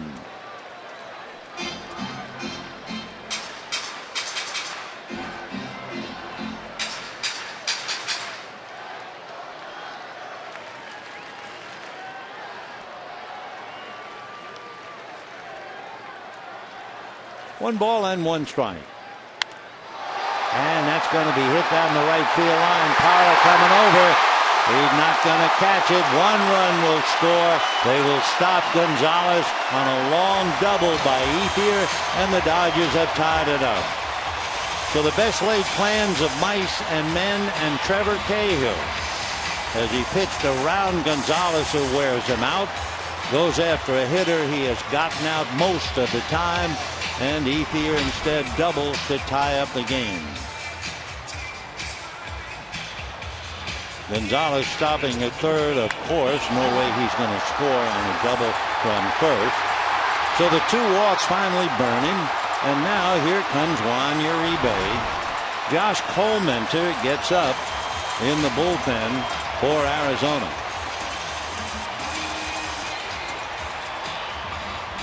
Cahill trying to avoid one of those innings. He's been quoted as saying, "It seems like I pitch well, and then I have one bad inning and I lose it. Foul back." Well, Uribe up there with a chance to really hurt him, as Ramirez sits quietly in the dugout and apparently is okay. 0-1 to Juan Uribe. Walk, scored a run, grounded out. 0 for 1, hitting .278. Missed with the sinker, 1-1.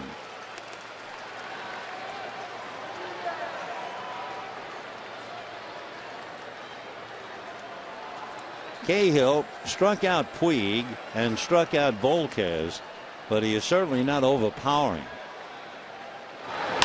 And a drive to center, coming up for it is Eaton, and that'll be that. So the Dodgers are fortunate. They get 2 walks, and ETHIER doubles in the tying run. And at the end of 5, a 3-3 tie.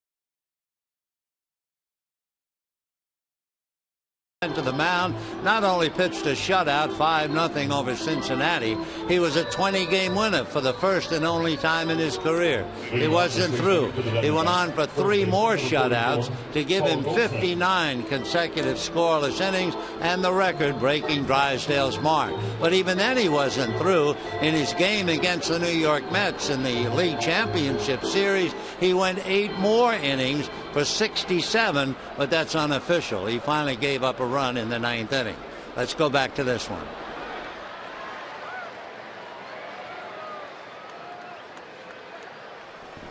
Yeah, they go together, Don Drysdale and Oral Hershiser. And how nice it was that night in San Diego when Oral broke the record, and the first one to congratulate and hug him and interview him, Don Drysdale. 0-1 to Paul Goldschmidt.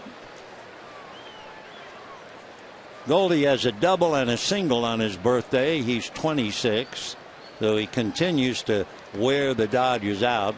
Listen to these numbers. This year, he's hitting .362 against the Dodgers with 4 home runs. In his career, he's hitting .326 against the Dodgers with 7 home runs. And in his career at Dodger Stadium, he's hitting .347 with 6 home runs. Ground ball to Ramirez. So they get him finally 1 away. We're in the 6th, all tied up 3-3. Second baseman, number 14, Martin Prado. Martin Prado grounded to third and was robbed of an extra base hit. Line drive and a leaping backhand catch by Juan Uribe in the 4th inning. That would have driven in a run, and then Montero's base hit would have driven in another run. That's a strike.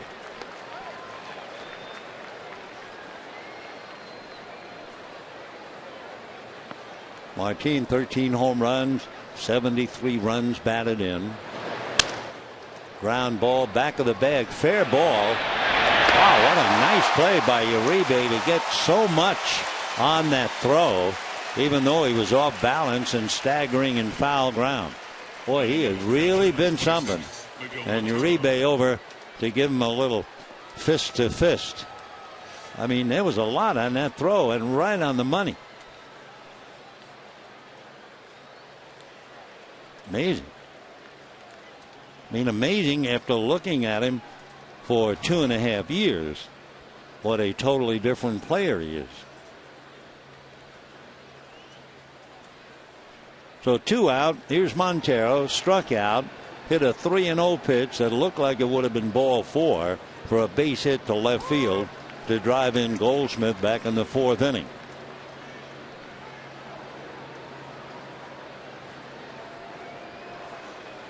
Oh and 1. 1-1.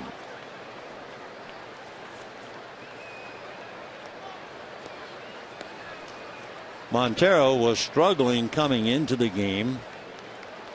He was 1 for his last 13 when he got that base hit in the 4th inning.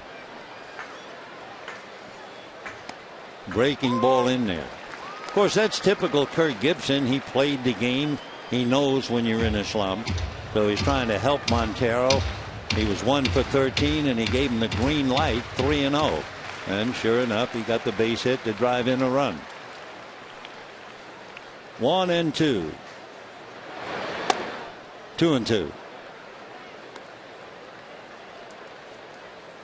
Volquez has allowed 3 runs, 4 hits. Dodgers have 3 runs, 4 hits against Cahill. 2-2. And trying to time that breaking ball and a long drive.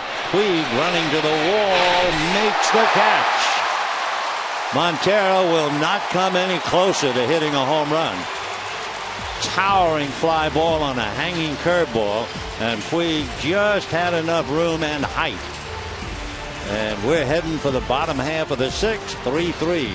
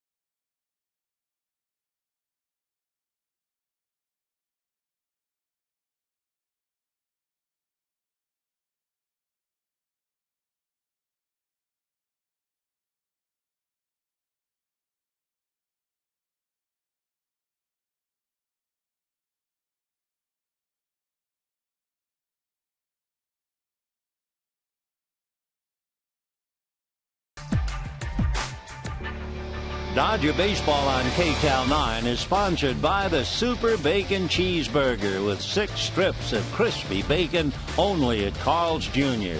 And by the new movie Prisoners from Warner Brothers Pictures in theaters September 20th.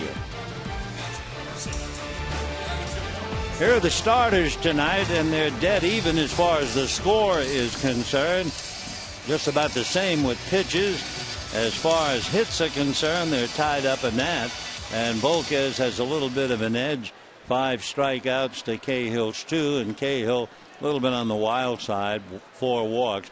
The other thing about Cahill, remember, he is known as a ground ball pitcher, and yet tonight more balls hit in the air than on the ground. He's had 7 balls hit in the air and 6 ground balls, and he has now made 89 pitches. 1-0. Check swing. They're going to look. No swing, says Bill Welke. 2-0 the count to A.J. Ellis. Well, final score, the Pirates beat the Rangers 5-4. Remember, Cincinnati lost to the Cubs. Pirates began the day a game in front of Cincinnati. That's a strike. David Hernandez, big right-hander, is up in the Arizona bullpen, and Paco Rodriguez begins to warm up in the Dodger bullpen. That's a strike. 2-2. So for Pittsburgh, one night after assuring a winning season for the first time since 1992, that's 20 consecutive losing seasons. The Pirates win in Texas again. Francisco Liriano, who won only 6 games last year for 2 American League clubs. Remember, he signed a $1 million contract with the Bucks. And Francisco is 16-7 with the win. Ground ball to third. On it is Davidson. Ball kind of died across the diamond. Goldschmidt handles it. 1 away. Second baseman, number 14, Mark Ellis. Mark Ellis, and then we'll see about Volquez or a hitter, with Rodriguez getting ready and 2 left-hand hitters coming up in the 7th inning. You would think that they would hit for Volquez and bring in Paco, but we'll wait and see. Mark Ellis, single, fly to right, 1 for 2. Michael Young started up the steps, but he's not wearing a helmet, and he goes back and sits down.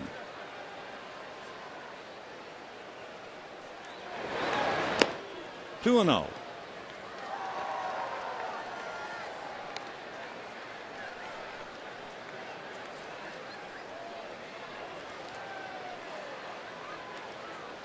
We're in a 3-3 tie, 1 out, bottom of the 6th inning. Trevor Cahill. 2-0. Ground ball to Davidson, gets a little more on the throw. 2 down. So Michael Young, who was moving around in the dugout, and Jerry Hairston will come up and bat instead. So back goes the helmet, off come the gloves, back goes the bat.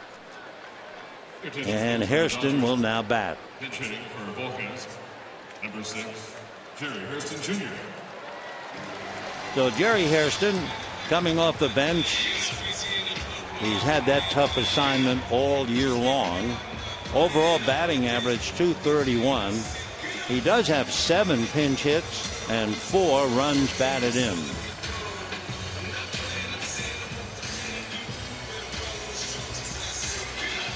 Two out, 6th inning. When the D-backs come up in the 7th, they'll have the right-hand hitting Matt Davidson. Then they'll have the left-hand hitting Gerard O'Para and Didi Gregorius. So Paco is getting ready to work that inning. And then due up 4th in the inning is Trevor Cahill. 3-3, bottom of the 6th. 0-1. And Jerry hurt himself on that foul ball.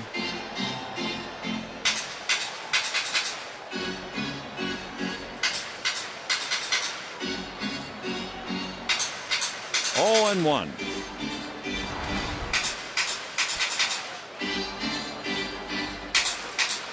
Got him up around the knee.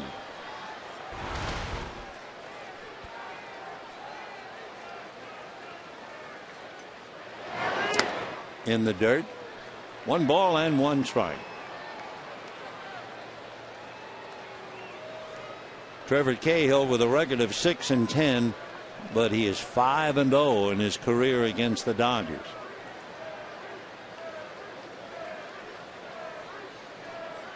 One ball, 1 strike.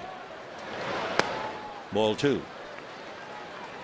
Cahill walked back-to-back Ramirez and Gonzalez in the 5th inning, and that cost him the tying run. He also walked Uribe in the 2nd inning, and that was the beginning of a 2-run inning.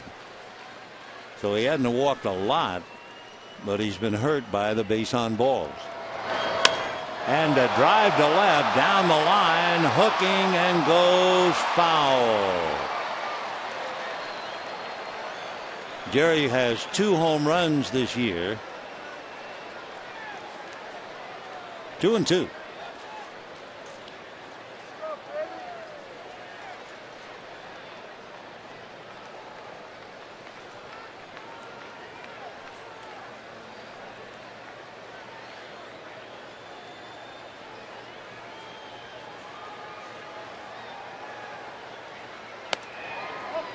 Ball 3, fastball away at 91.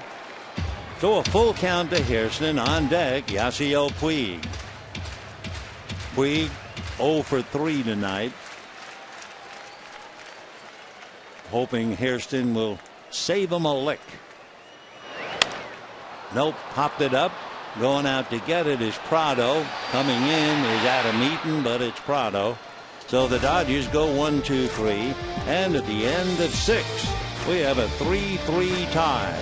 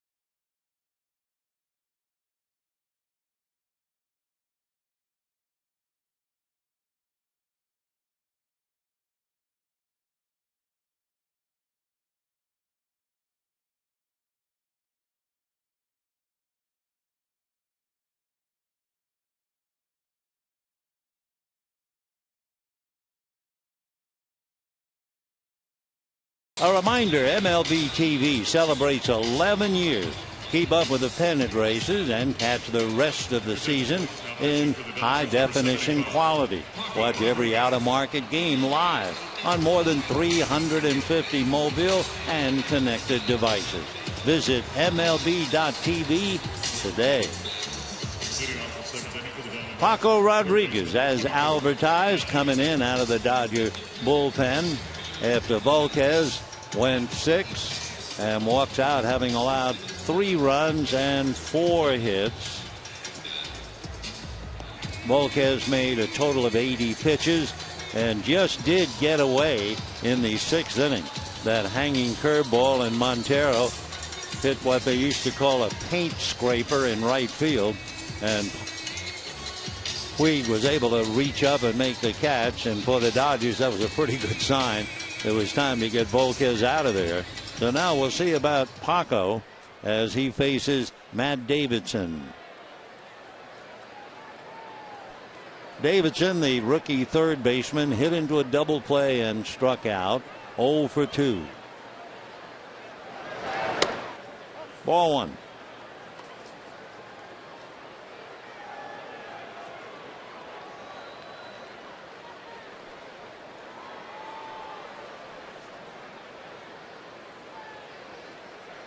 One ball, no strikes.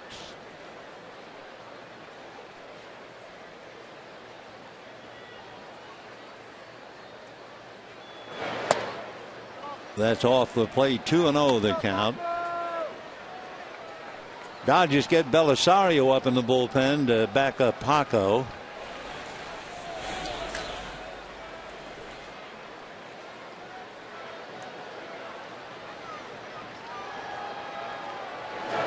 Dodgers into their bullpen. Cahill, meanwhile, has made 103 pitches in his 6 innings. 3-0 the count.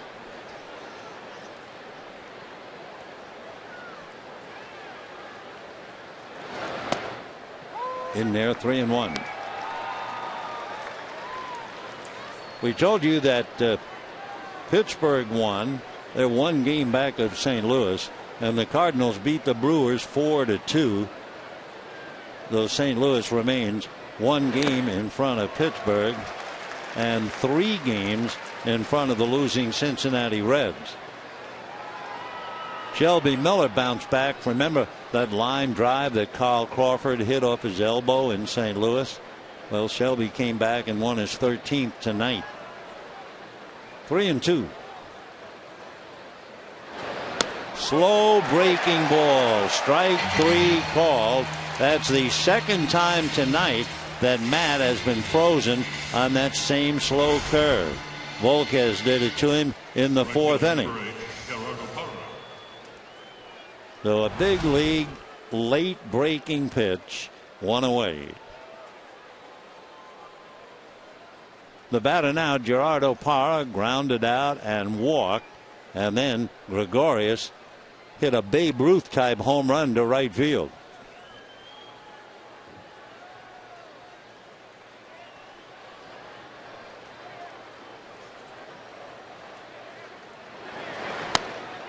Little breaking ball slider for a strike. 0-1.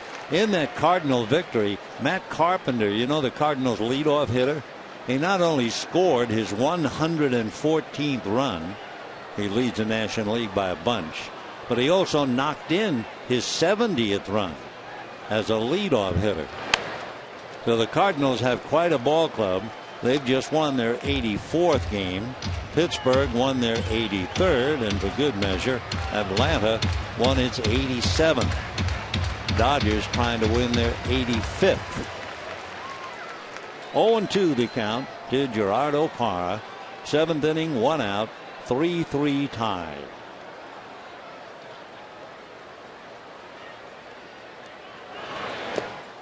One and two.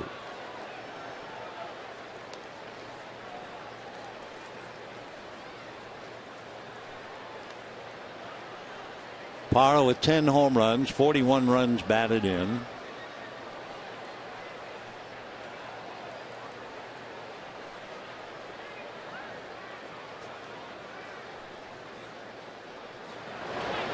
Breaking ball pulled to the hole. Ellis comes from a long way and just does get him.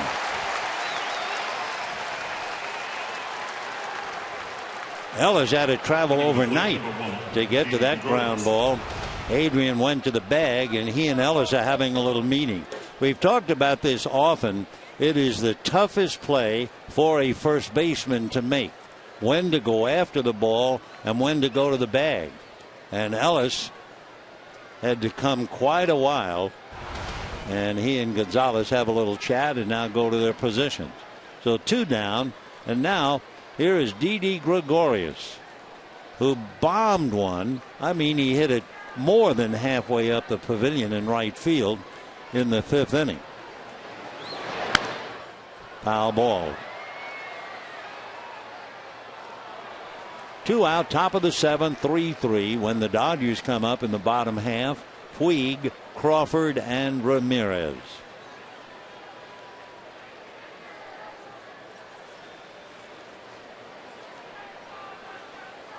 3 runs, 4 hits for each side. High slider, 1-1.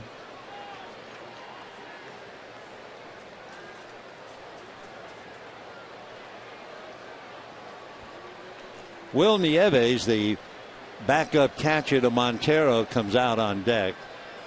He would bat for Cahill. High pop around the plate.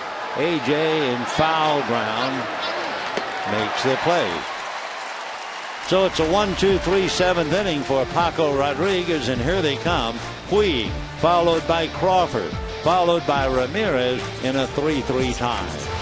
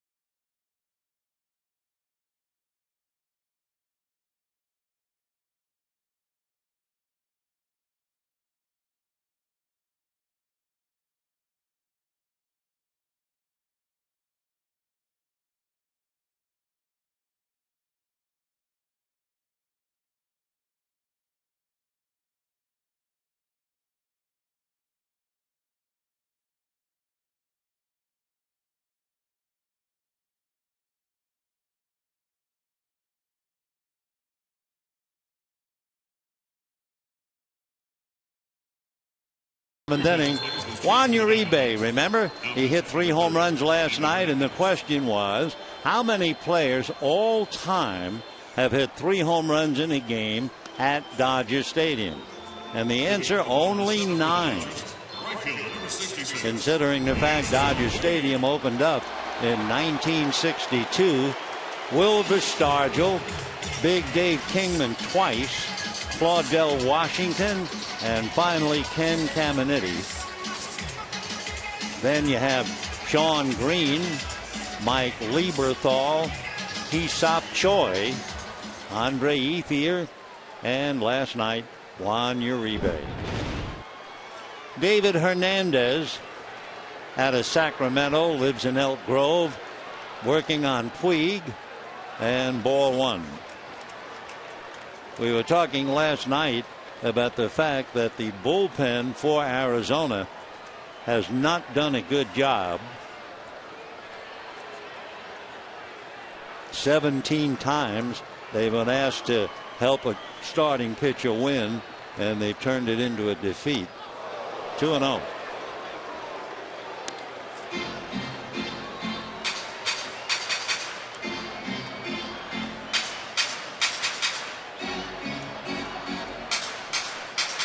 Two balls and no strikes the count.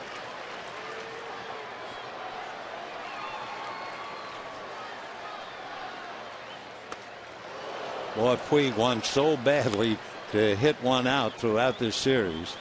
2-1.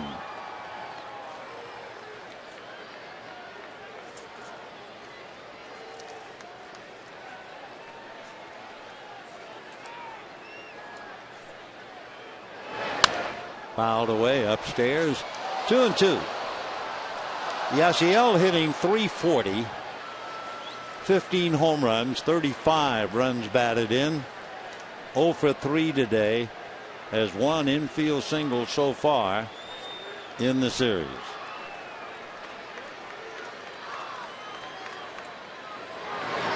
Slider, did he swing? No.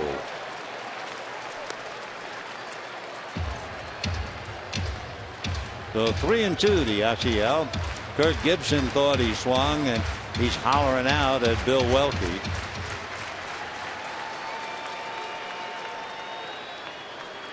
Three and two. Fouled away. Good fastball at 97. Cahill hit 93 occasionally, a lot of 91. So Big David comes in with heat. He's 6'3", 230, 28 years old. Originally signed by the Baltimore Orioles. Fastball, check swing, ball 4.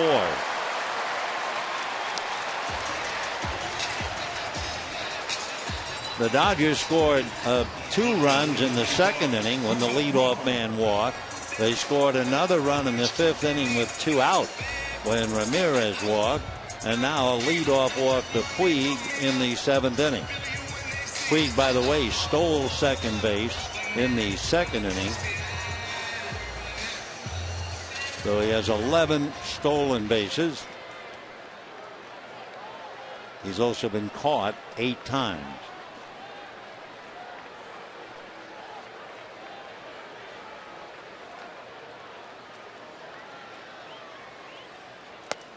And a strike. Crawford showed bunt.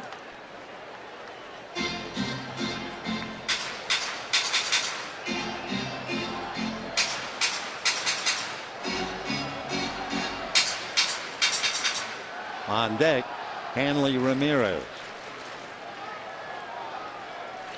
Matt Davidson playing in on the grass, looking bunt. 0-2 the count to Crawford.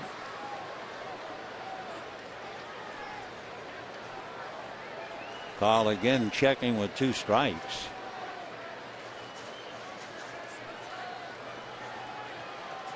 Puig held on by Goldschmidt. Nobody out, bottom of the 7th, 3-3.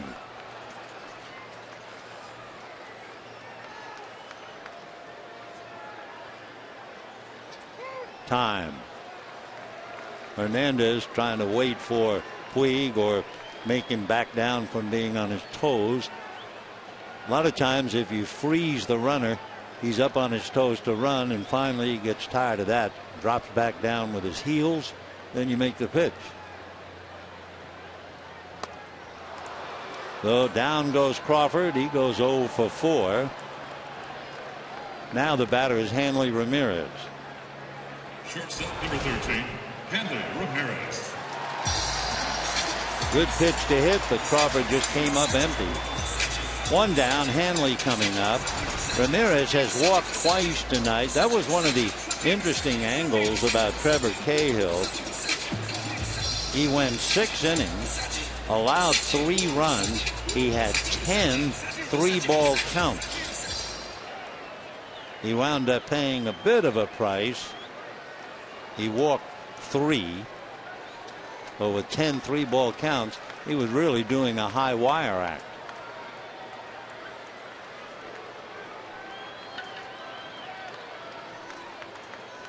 Hanley 0 for 1, grounded to short, walked twice, scored a run on the double by Andre Ethier.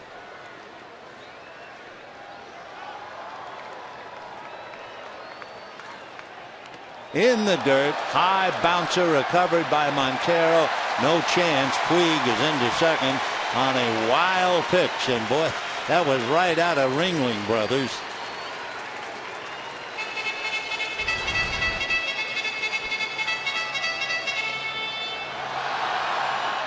So Cahill had a wild pitch. He has 17. Volquez made 2 wild pitches. He has 14. And now David Hernandez lets one out of the cage.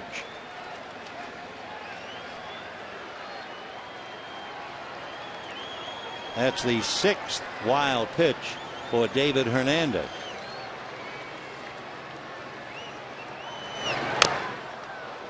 One and one.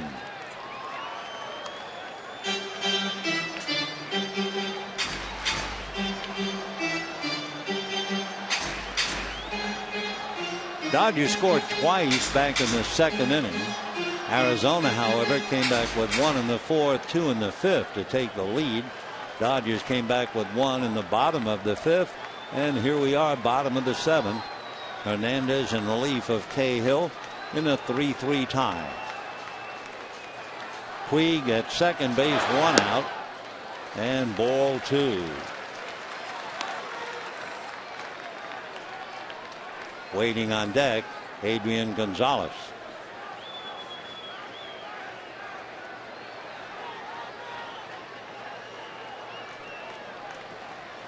Two and one.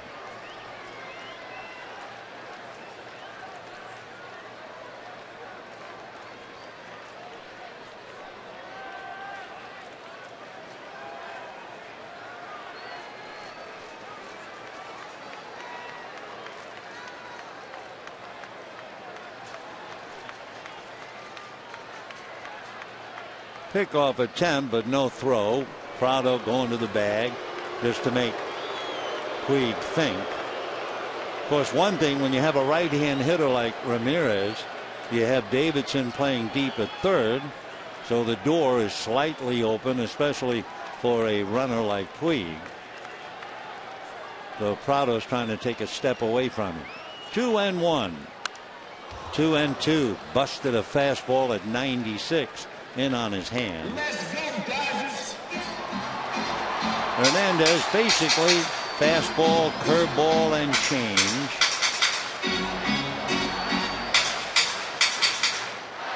David came here to Arizona.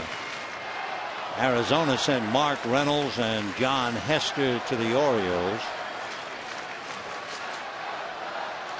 2-2.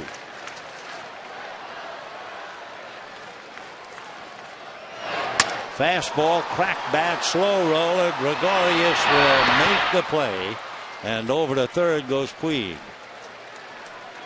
So Ramirez rounds to short, and the batter will be Adrian Gonzalez.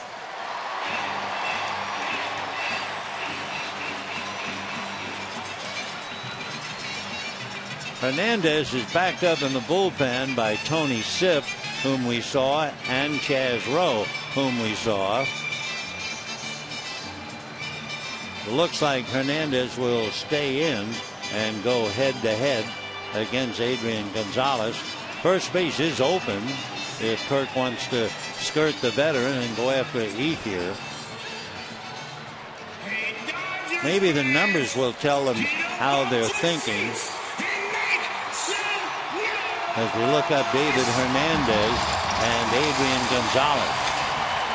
Adrian Gonzalez hitting .250, 2 for 8 with a home run.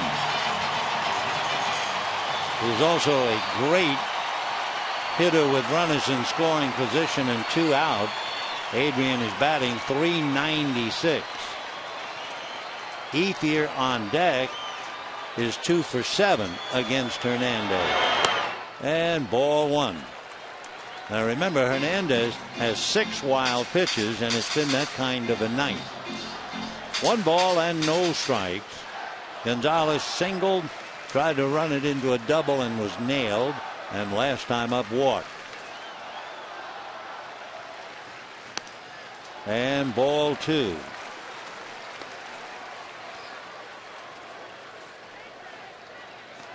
Puig anxious to get home. 2 out. 3-3, 7th inning.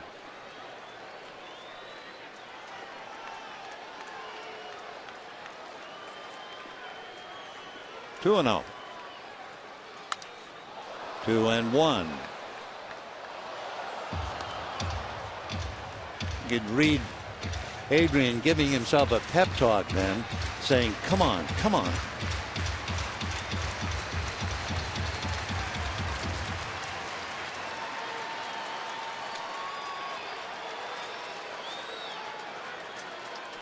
Two balls, 1 strike. Ball 3. Well, ETHIER waits. They pitched around Gonzalez in the 5th inning, and he walked, and ETHIER promptly doubled in the run. That tied up the game. Down in the pen, Chaz Rowe, the right-hander, throwing hard. 3-1. High fly ball. Late start by Bloomquist, but he's there, and that'll be that. So they went 3-1 and got Gonzalez. They leave Puig at third, and at the end at seventh, a 3-3 tie.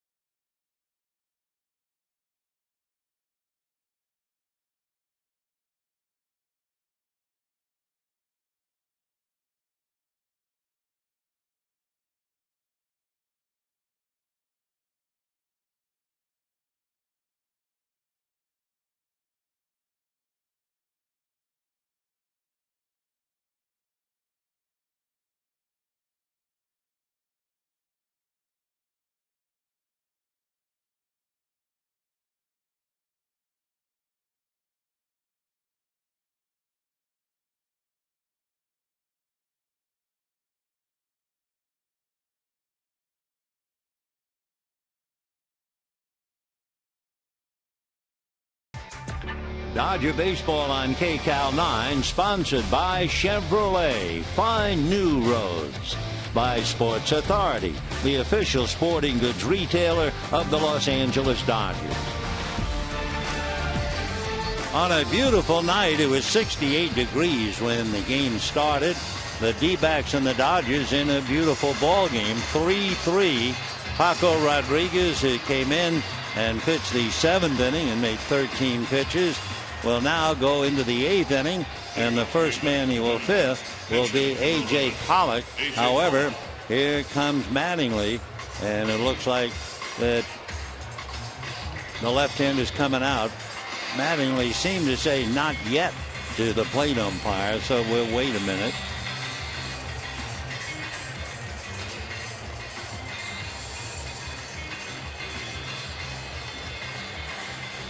Now the plate umpire saying, are you not going? And the answer is Paco's leaving. Belisario will be called in, and we'll be right back.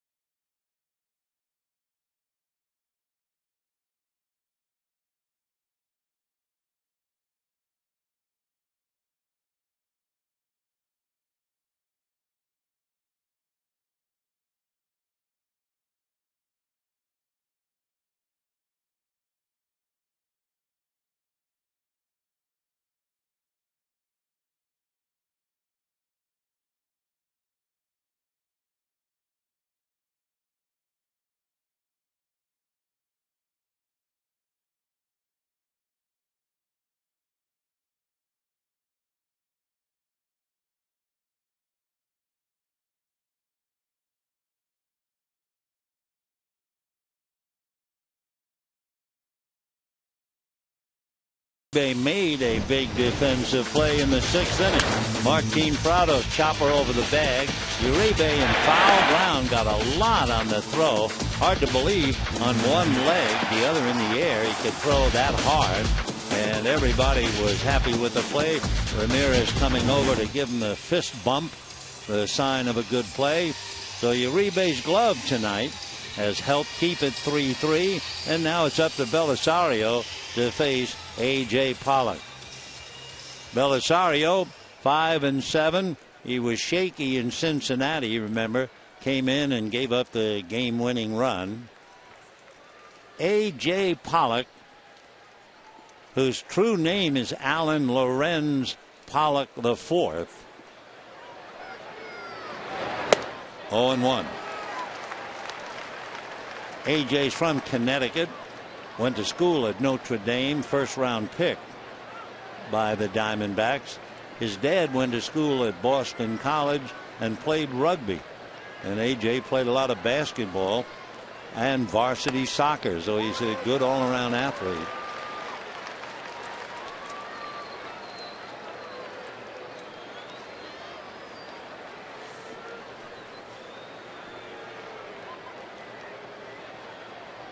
Pollock 25, he'll be 26 in December.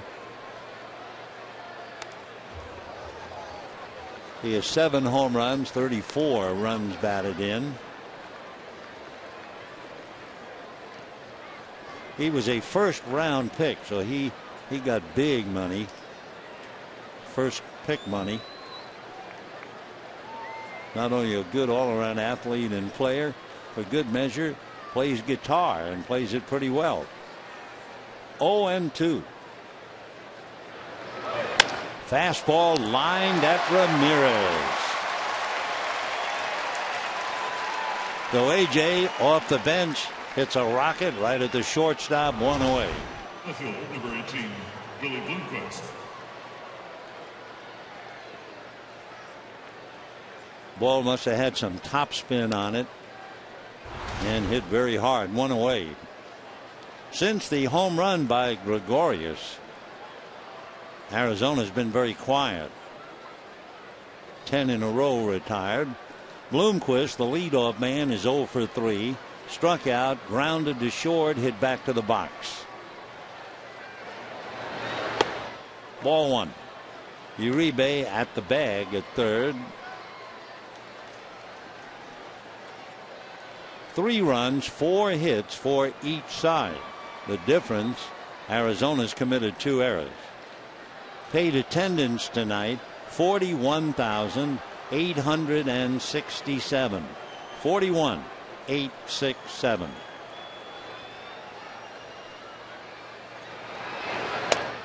That's in there. Belisario hits 94.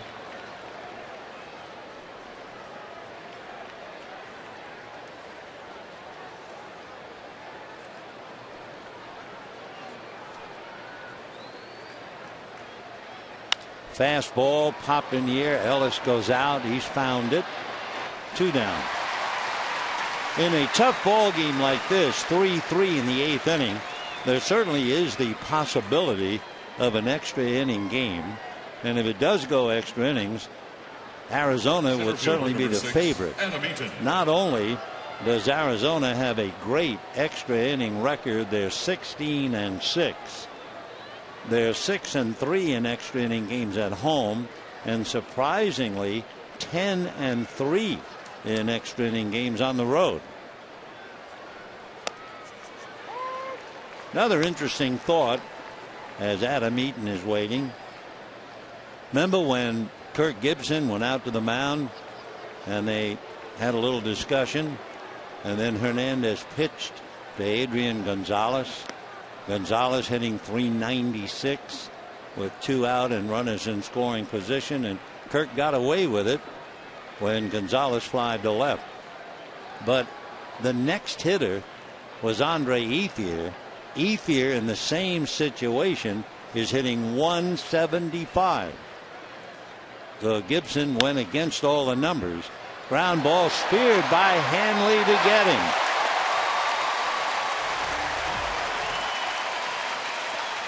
Another nice play defensively for the Dodgers. Down go Arizona, and at the end of 7.5, a 3-3 tie.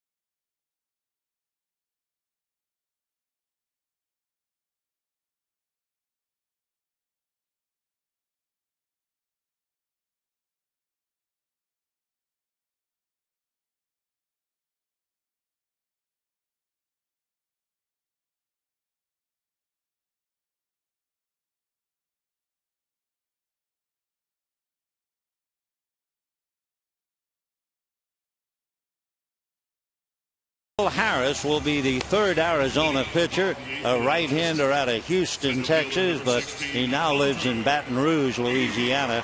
He went to school at LSU, and he is one of the many who has undergone Tommy John surgery and come roaring back. He had the Tommy John surgery in 2009.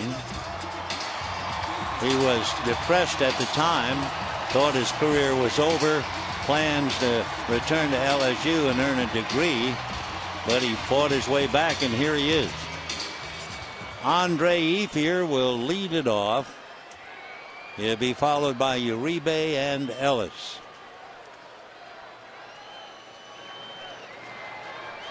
Ethier tonight fly to center, fly to left, and then had that key double in the 5th inning to drive in the tying run.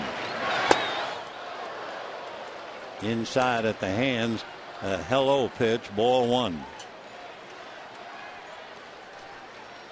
Andre hitting .273, has 12 home runs, 52 runs batted in. Harris is a big man. He's 6'4", at least 225. Throws over the top and throws hard at 92. He has a brother, Clay, who not only played at LSU as he did, but he also played in the Phillies organization and then finally hung it up. Clay had a great influence on his younger brother, Will, and really helped to get him here. 1-1. And a strike, 1-2. Harris was originally signed by the Rockies. The Oakland A's claimed him off waivers this year, and then the Diamondbacks claimed him off waivers from the A's.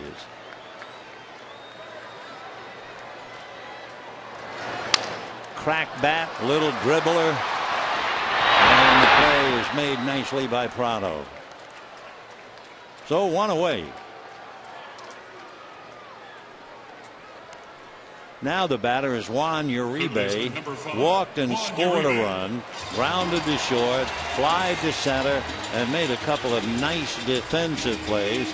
Both of them, as things would have it, were against Martin Prado.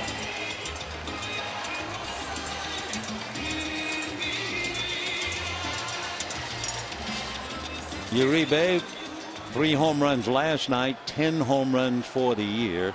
44 runs batted in. And a strike, big over the top, 80 mile an hour. So he really chilled him with that pitch. Basically just a fastball and a curveball. 0-1.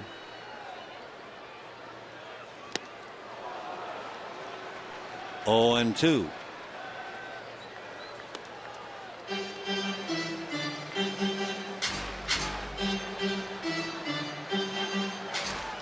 Will, 29 years old. No balls, 2 strikes. 1-2. So look ahead for the moment. When Arizona comes up in the 9th inning, they will have Goldschmidt, Prado, and Montero. Goldschmidt is 2 for 3. Prado could easily be 2 for 3, but he's 0 for 3 because of Uribe's glove. And Montero hit a 3-0 pitch to drive in a run. 2-2. The other note, 12 D-backs have been retired in order since Gregorius hit that monstrous home run in the 5th inning. A.J. Ellis waits his turn. 2-2.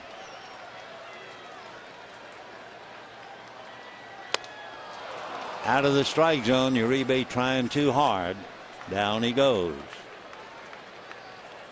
Dodger catcher number 17, A.J. Ellis. Fastball up and out of the zone. So with 2 out, A.J. Ellis.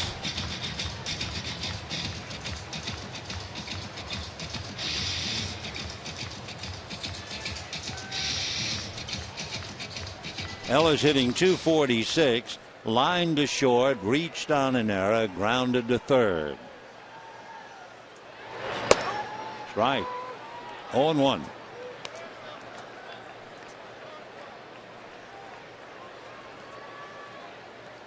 The Arizona bullpen that's been pushed around a bit this year, getting some well pitched inning from Hernandez and now Will Harris. 0-2.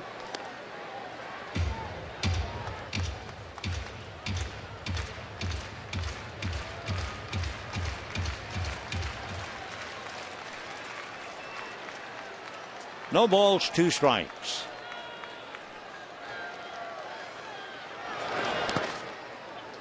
One and 2.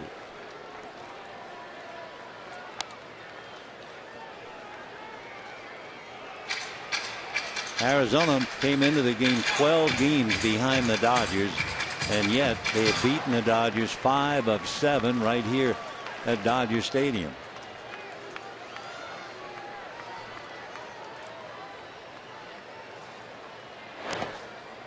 Two and 2. Fastballs and curves, that's it. Mark Ellis on deck.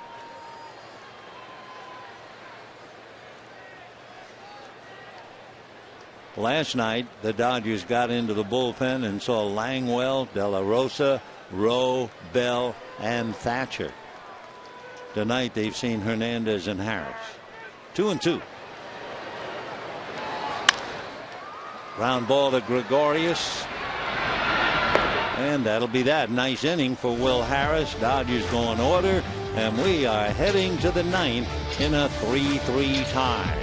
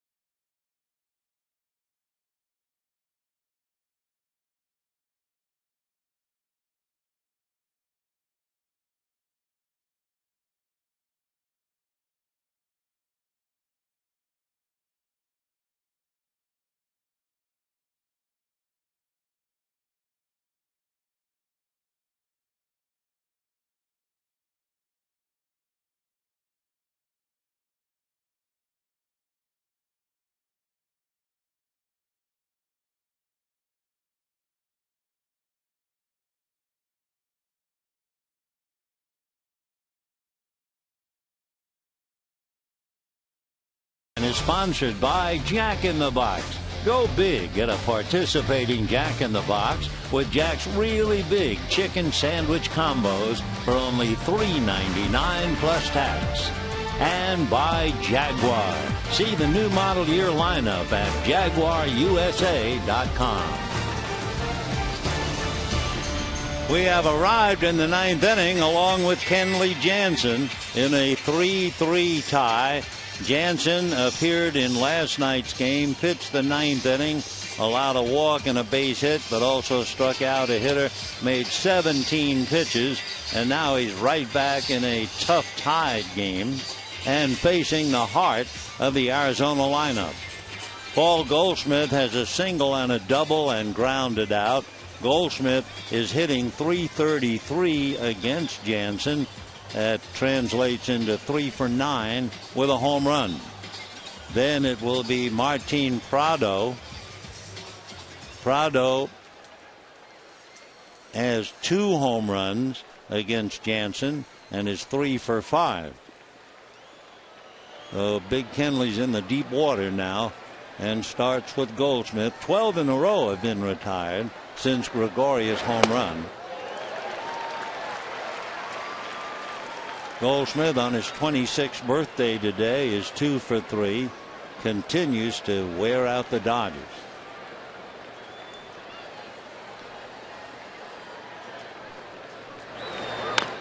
Check swing foul. 0-2.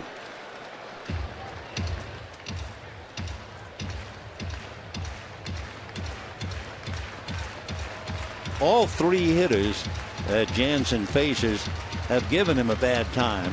Goldschmidt hitting .333 with a home run.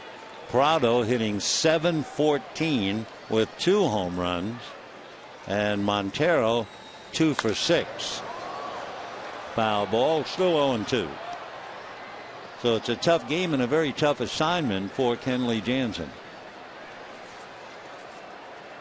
Kenley coming in with the remarkable numbers, strikeouts and walks. 14 walks, 100 strikeouts. Curveball hit to Hanley and away.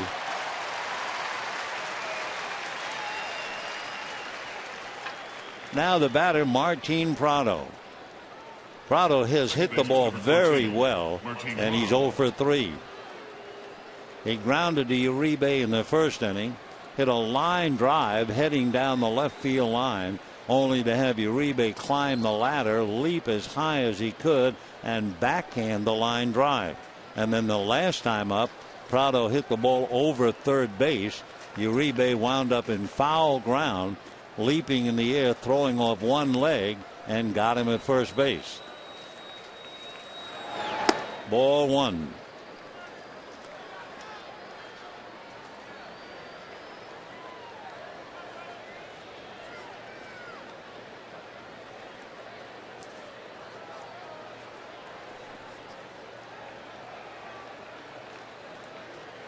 Martin, 73 runs batted in. Off speed, a changeup. He didn't quite know what to do with that. That was a great pitch. 1-1.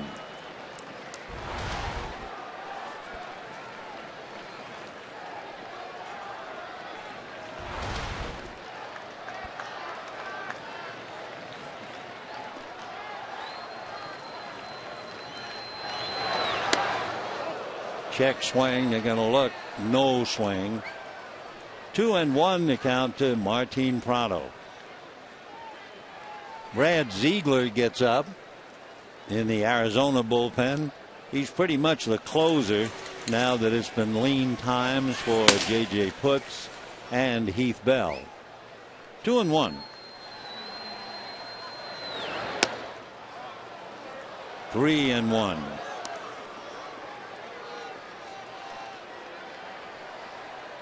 Clayton Kershaw, Chris Capuano, left-handers sweating it out. 3-1.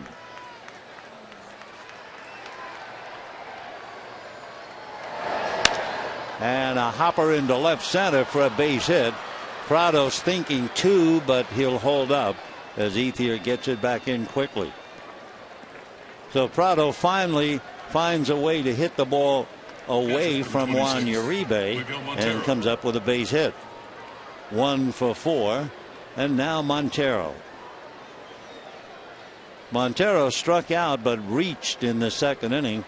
Struck out on a wild pitch. Ran the count 3-0 in the 4th inning with Goldschmidt at second base. They let him swing 3-0 despite the fact he's like 1 for 13. He hit a pitch that looked like it was out of the strike zone and singled to left field to drive in the run. Then last time up, flied to right.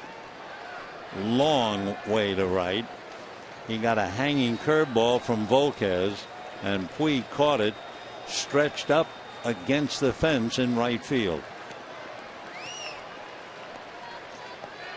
Yasiel almost ran out of real estate, was just able to make the play.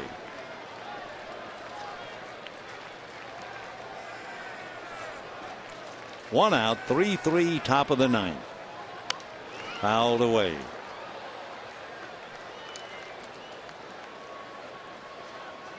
Martin Prado over at first base is not a particularly threat in a stolen base. He has 3, but he's been caught 5. Steve Sachs talking to him as Matt Williams perhaps hanging out a sign to Montero. 0-1.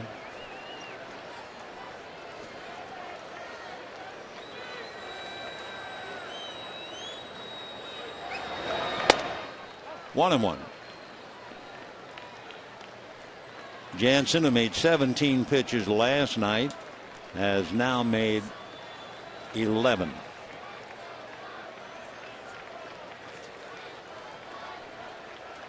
Three runs, 5 hits for Arizona. 3 runs, 4 hits for the Dodgers. A thought of a hit and run play, so they're watching Prado. They're really watching him. We looked at a similar situation earlier. Montero has walked 42 times. He has struck out 98. But if you don't put a play on, he's also grounded into 14 double plays. 1 ball, 1 strike. Fouled away.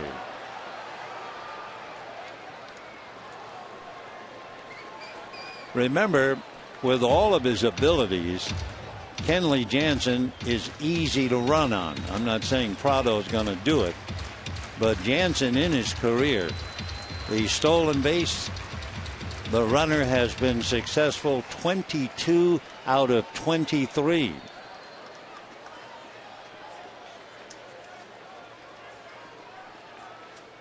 One and 2 to Montero.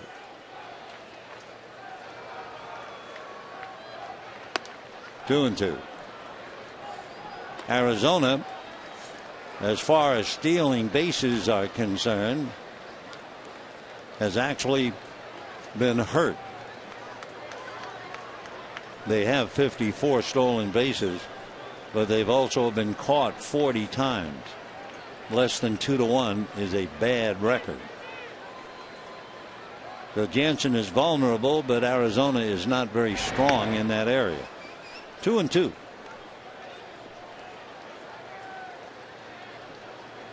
EATON and Goldschmidt looking on. The on deck hitter, Matt Davidson. 2 balls, 2 strikes.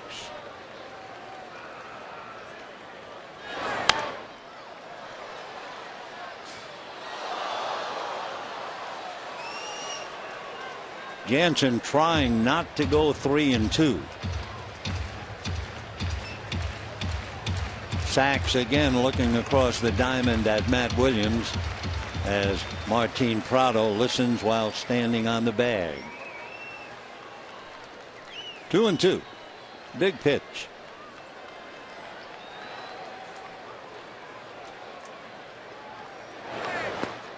Very big pitch. So Montero strikes out a second time. 2 out here in the 9th inning. And young Matt Davidson coming up. Breaking ball gets Miggy. Third baseman, number 24, Matt Davidson. Now Matt Davidson grounded into a double play in the second inning and twice has been frozen at the plate looking at a slow curveball for strike 3. It happened in the 4th inning against Volquez, and it happened again in the 7th inning against Paco Rodriguez. So let's see what the young hitter does. 0-3. Ball 1. Kirk Gibson playing Davidson. They talk very highly about Matt.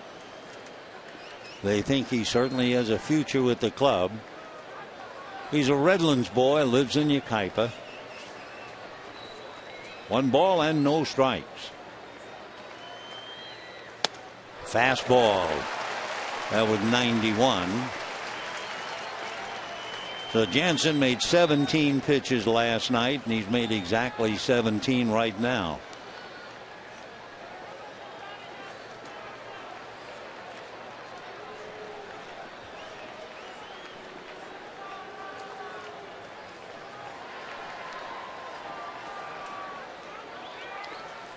One ball, 1 strike.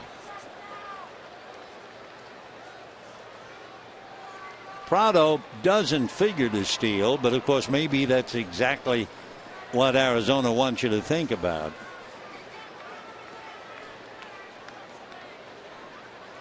What they would love to do is get Davidson aboard and let the veteran Gerardo Parra, the left-hand batter, come up. He's on deck. 1-2.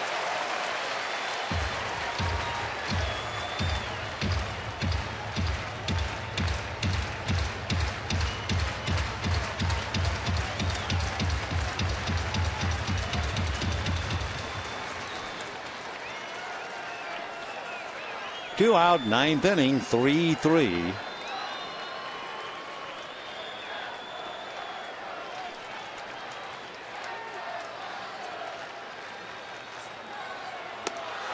And Matt Davidson strikes out a 3rd time, also hit into a double play. You can imagine how he feels. Local boy, probably has family and friends here. A bad night indeed, and a 3-3 tie.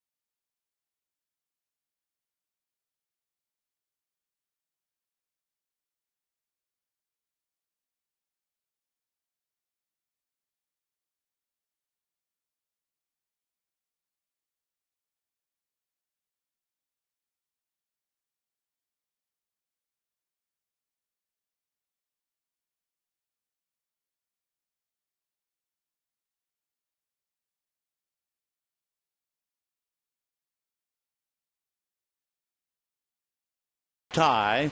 Kenley Jansen, by the way, made 17 pitches last night, 19 pitches tonight. And the Dodgers will start off with Mark Ellis, and then we will see about a hitter for Jansen, and then Yasiel Puig. Mark Ellis singled to right, flied to right, grounded to 3rd.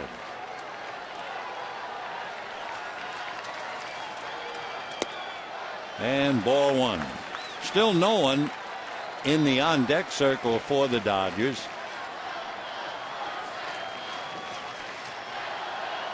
Supposed to have a man out there all the time. And in a moment, we'll see who it is. 1-1. Nick Punto puts on a helmet, gets a bat, and comes out on deck.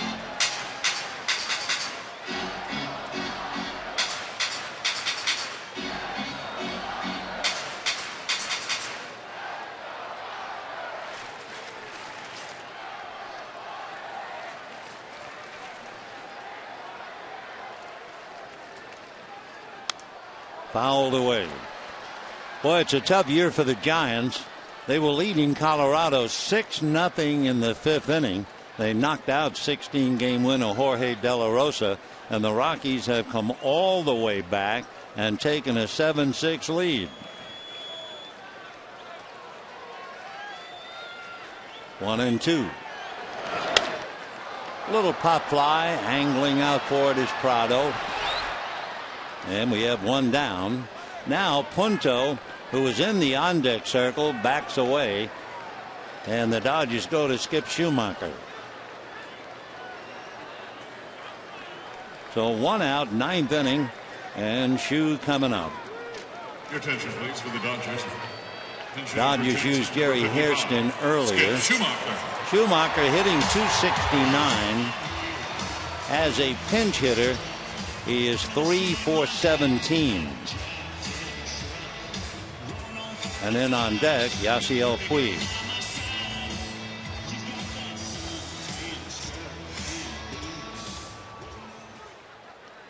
Schumacher, the second Dodger pinch hitter.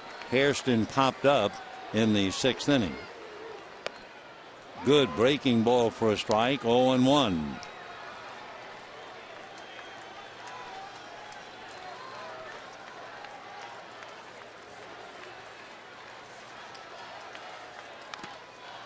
Fouled. 0-2. Schumacher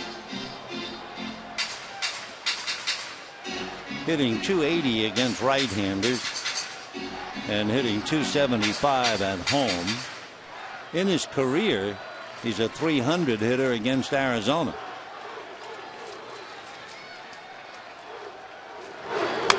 Little comebacker.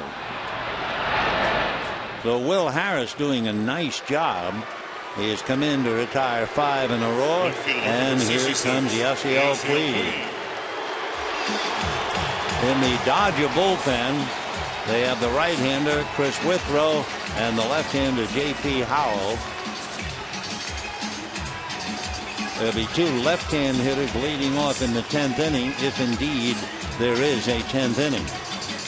There'll be Parra and Gregorius. So this crowd of 41,867 hoping Puig would turn out the lights, and we'll see. He is 0 for 3 with a walk. 0-1. Yasiel batting .340. Struck out, hit into a force play and stole a base. Fly to center, walked, and got as far as 3rd in the 7th inning.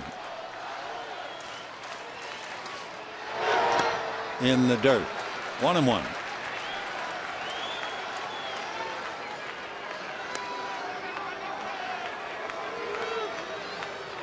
Yeah, he's been electrifying late in the games. Not quite as much as Paul Goldschmidt, but close. 1-1. Fastball at the knees at 92 for a strike. Good pitch. 1-2.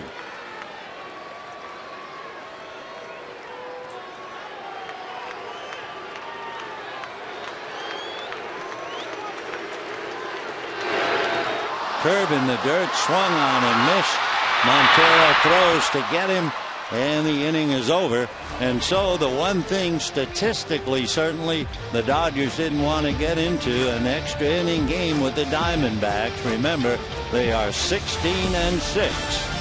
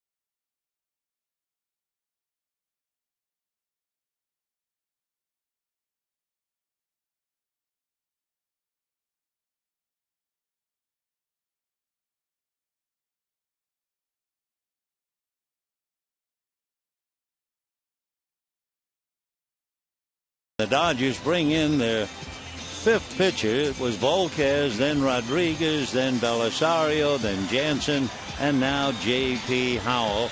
With a record of 2-1 in his 59th game. Good ERA of 2.3. He pitched a third of an inning last night. Made 2 pitches. So J.P. Howell ready to go to work. He's had a scoreless relief 26 of 29 games, and he'll get back-to-back left-hand hitters. Parra followed by Gregorius. Parra 0 for 2 with a walk. Breaking ball strike. Parra's walk was followed by Gregorius' home run.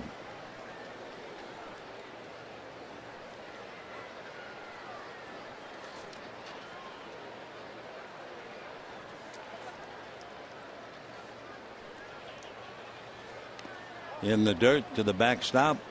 1-1 the count. So J.P. Howell trying to get 3 outs here in the top of the 10th inning.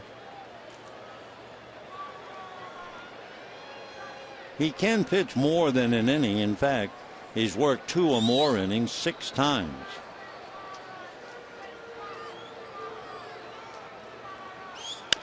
Big chopper. Ellis charges to meet it and throws out Parra. So Gerardo Parra goes 0 for 3 with a walk, and with 1 out, DIDI Gregorius struck out, homered, and fouled out. I'll tell you what, we had Tony La Russa as a guest, and he was flabbergasted over the home run that Gregorius hit, saying, "I never dreamed he had that kind of power." It was some shot. He not only hit it a mile high, but a little more than halfway up the pavilion in right field.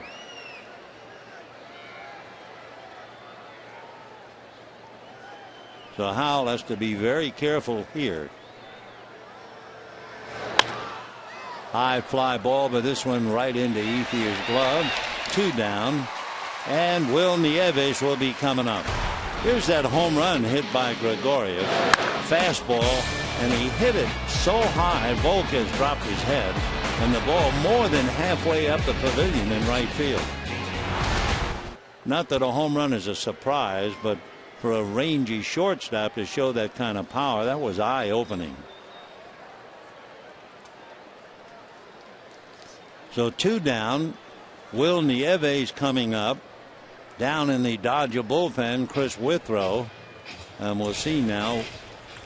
They're going to bring in Chris. Yep. So Withrow will be coming in. 2 out, top of the 10th, 3-3. We'll be back.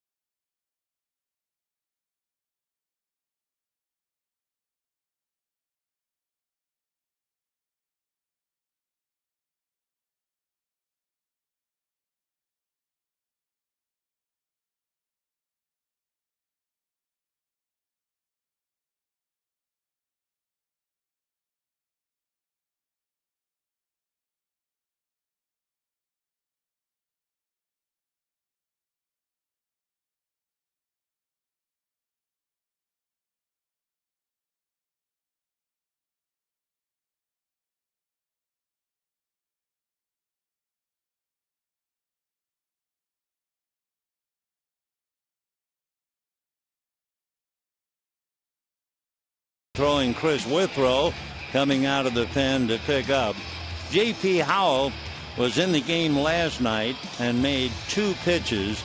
He came in the game tonight and got 2 outs on 4 pitches. And you might say, boy, that's easy. But there's nothing easy about it at all, because you don't get any time to really pitch, and you must throw strikes. And Howell's been able to do that. Now, here is Quith Withrow. Withrow coming up late to the Dodgers and certainly did very well. 2-0 in his 21st game. His walk to strikeout record is better than 4-1. 8 walks, 36 strikeouts. And in the other very impressive column, hits against innings pitched. 18 hits, 27 innings.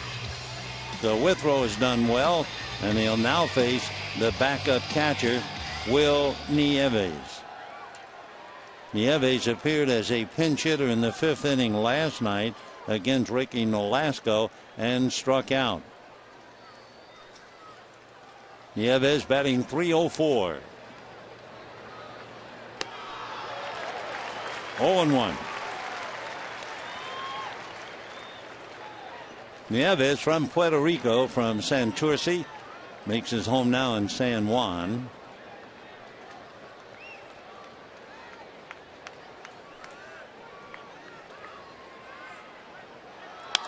And a high fly ball to the gap, high enough for whom? For Puig. So a very quick 1-2-3, top of the 10th. Dodgers will have Crawford, they will have Ramirez, and they will have Gonzalez in the bottom of the 10th.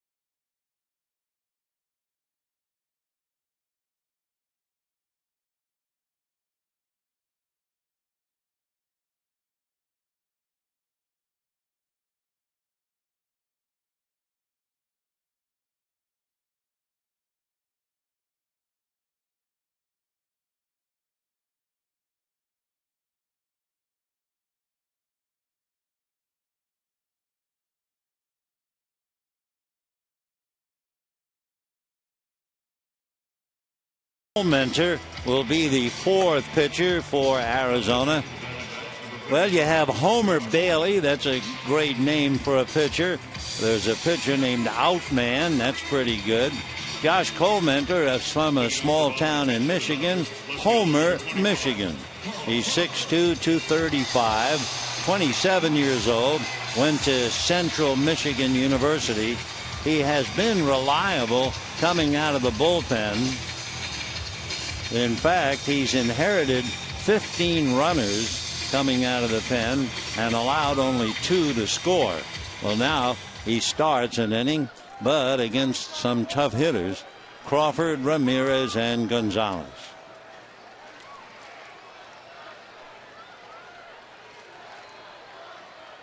And ball 1.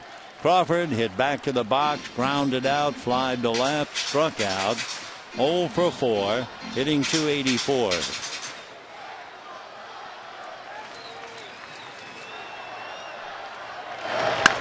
High pop fly, angling out as Gregorius. Coming in is Bloomquist, and it's Gregorius. So Crawford goes a long 0 for 5, 1 away in the 10th inning. Colmentor pitches like a pitching machine. He pitches directly over the top. It's really hard to pick up his arm speed, and that deception has given him a good career with the Diamondbacks. This is his 3rd year with them.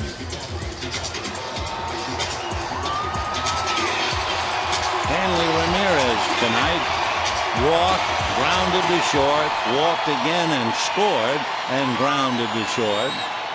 So when it's all said and done, he's 0 for 2. Adrian Gonzalez on deck is 2 for 3. Strike 1 to HANLEY.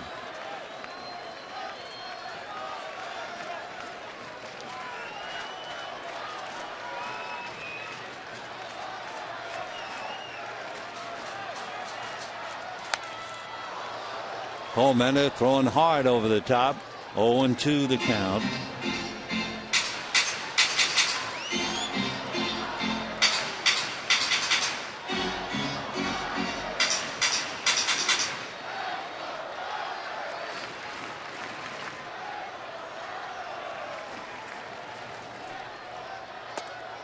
One and two. Growing up in high school, Comenter never realized the uniqueness of his delivery. He said first time he ever figured it was different was watching himself on tape.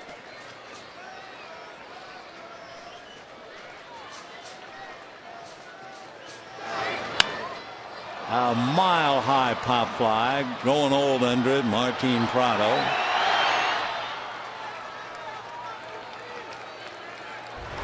Here's that over-the-top delivery. So far, so good, but now what? Right over. In fact, in talking about the first time he ever realized he was different, his mom took some film of him, and he looked and thought, wow, I didn't realize I threw like that.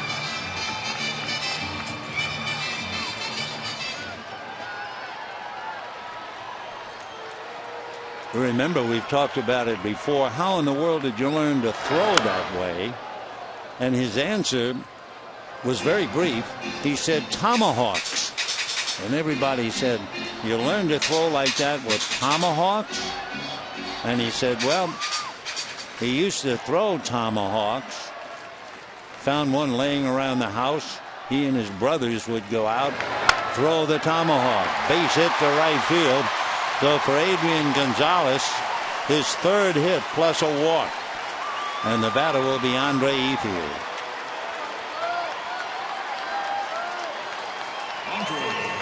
ETHIER.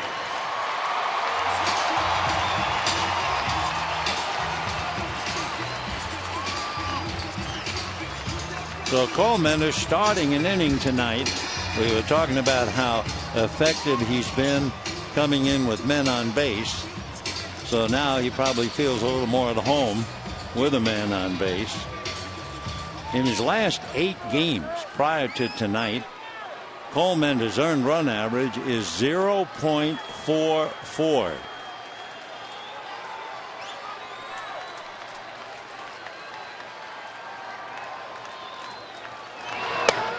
And ball 1. ETHIER doubled in a run in the 5th inning to tie up the game at 3, and it's been that way ever since. And by the way, Comenter pitching here in the 10th inning. He owns a club record.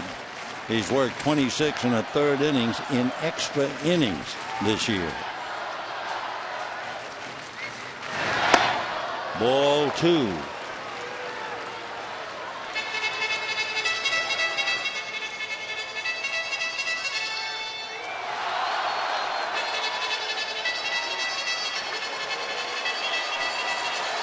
Now D. Gordon is coming in to run for Adrian Gonzalez with 2 out in the 10th inning. So Adrian had a big game with 3 singles and a walk.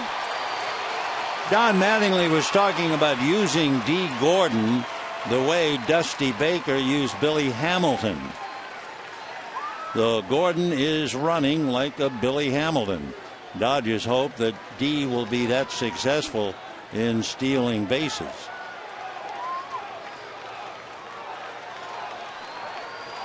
Two 2-0.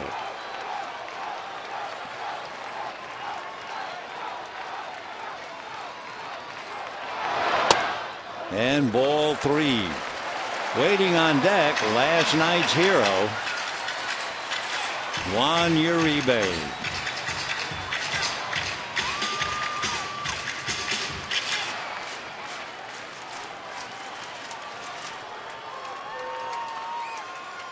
Gordon takes a pretty good lead. 3-0 to Andre. Gordon goes. Breaking ball strike. The throw on a bounce. He's in there. He got a big break because the pitch was off speed. If it had been a fastball 3-0, I think they might have gotten him. But the off speed was just enough. And he was able to beat the throw, and that was on a hop. The tag was on the knee, and Gordon's hands had already made contact with the bag. There's the tag, and D's on there. Gregorius thought he might have gotten him, but he didn't. So now it's up to ETHIER, 3-1, and they're going to take the bat right out of his hands and put him aboard. So it will be last night's man, Juan Uribe.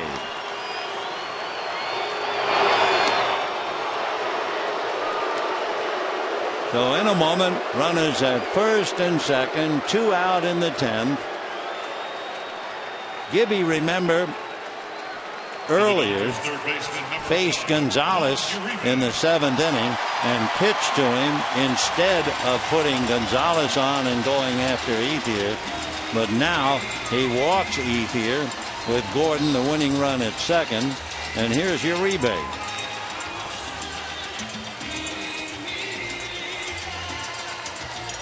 We'll take a look at Colemenser and Uribe in the past. Uribe 1 for 5, a 200 batting average. So Gordon the winning run at second. Prado hanging out near the bag for a little while to try and hold him on. And here's Uribe 0 for 3 tonight with a walk.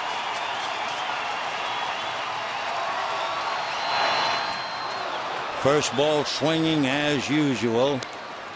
0-1.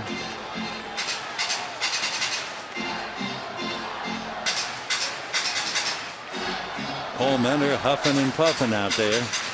He got Crawford easily, nailed Ramirez easily, but then Gonzalez came up with his 3rd hit. Gordon steals second. They walk ETHIER. 0-1 to Uribe. In the dirt, wild pitch. Runners move up to second and third.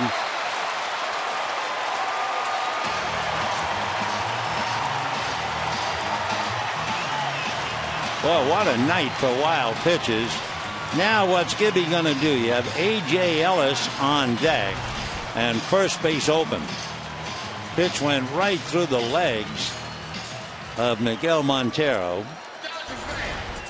So let's see.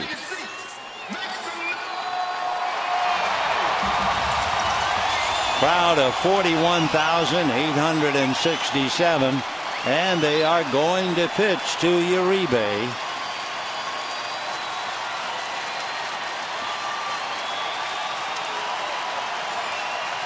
One ball, one strike.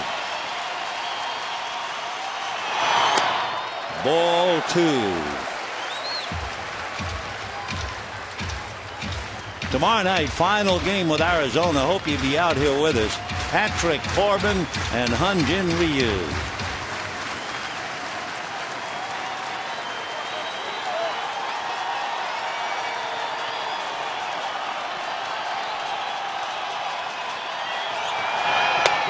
And ball 3.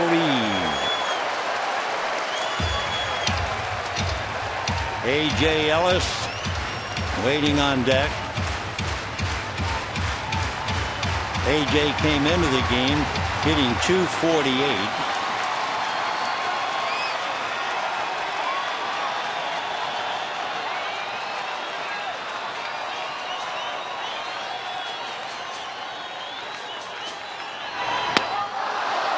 And we go to 3-2.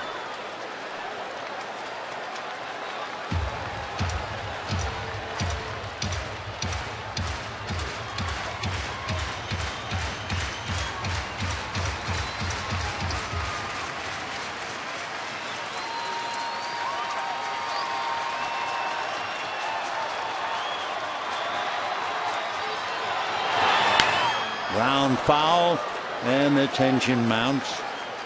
Gordon trying to get a jump, running down the line. Not a bad idea.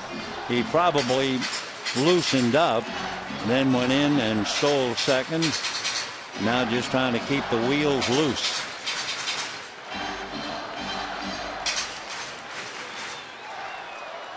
Three and two to Uribe. Bottom of the 10th, 2 out, 3-3 tie.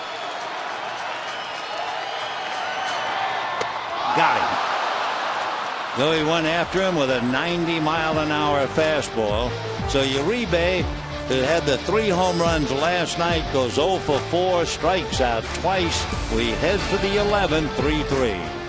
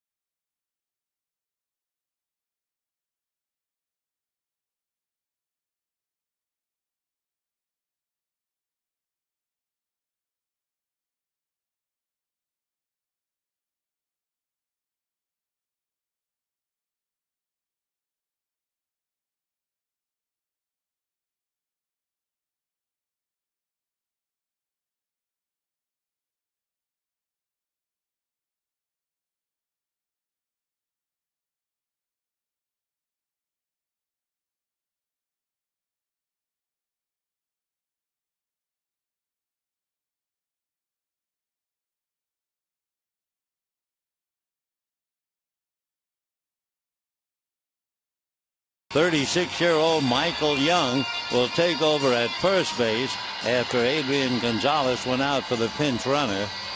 The father of 3 sons and a graduate of Bishop Ahmad High School, Michael Young has come home finally, and Chris Withrow getting ready to pitch his 2nd inning. The Dodgers tonight, it shows you what is so different and great about baseball. The Dodgers last night certainly looked like a run-producing machine. 6 home runs, 8 runs on the board, and 1 easily. Tonight, they are 1 for 10 with runners in scoring position. Uribe 0 for 4. And Coleman strikes him out on a 90-mile-an-hour fastball, making 20 pitches in that 10th inning. So in the 11th, Willie Bloomquist, Adam Eaton, and then Paul Goldschmidt. Bloomquist 0 for 4. Couple of ground balls struck out, popped up. 0-1.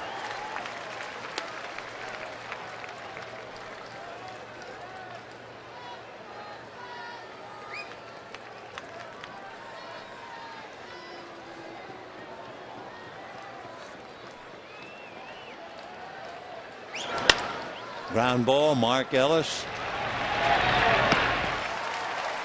So Bloomquist, top of the order, goes 0 for 5. And we have 1 down in the 11th inning. The Dodgers have not been involved in many extra inning games this year, a total of 13. Arizona's been involved in 22. The Dodgers are 3-1 in extra inning games at home. Arizona 10-3 in extra inning games on the road. And a strike to Eaton. The top 2 in the Arizona lineup hitting ahead of Goldschmidt are 0 for 9. So that's one reason Arizona has only scored 3 runs. Big bouncer, Ramirez.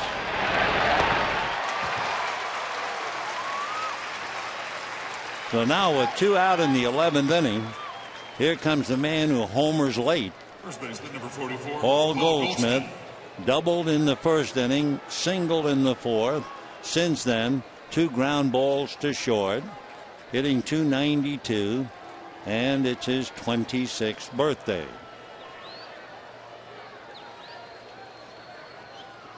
Meanwhile, DIDI Gregorius, who had that big home run, looking on. Strike, 0-1. Martin Prado on deck.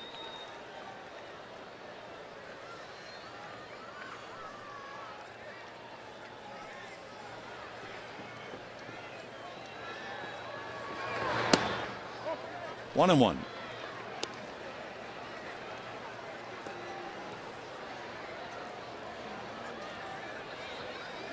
This indeed has been his time late in the games.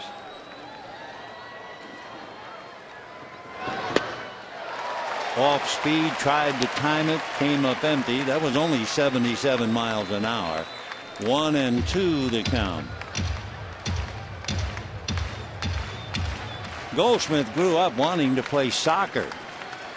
He went to baseball only because his mom said your dad would love it if you'd at least go. So he went once, and she had said to him, if you promise, just go to one practice. And if you hate it, you don't ever have to play again. And he said, okay, that's a deal. He went and loved it. And here he is. 1-2.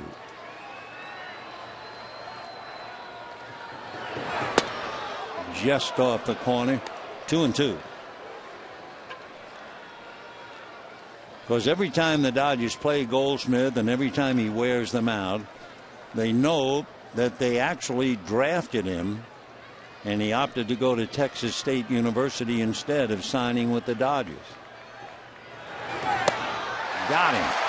Boy, Withrow does a great job. He's retired 4 in a row, strikes out Goldschmidt, and we're heading for the bottom of the 11th in a 3-3 tie.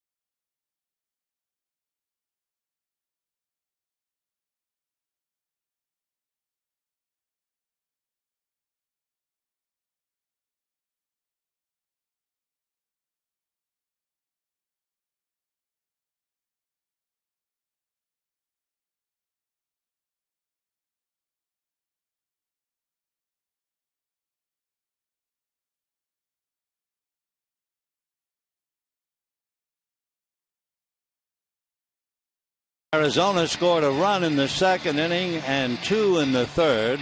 Dodgers came back with 1 in the bottom of the third and finally broke through to tie it up. And we've stayed that way ever since the 5th inning. 3-3, A.J. Ellis, followed by Mark Ellis, and then Chris Withrow, or a pinch hitter. Withrow has made 12 pitches in working to 4 hitters. A.J. lined out, grounded out 3 times, reached on an error, 0 for 4. Mark Ellis is 1 for 4.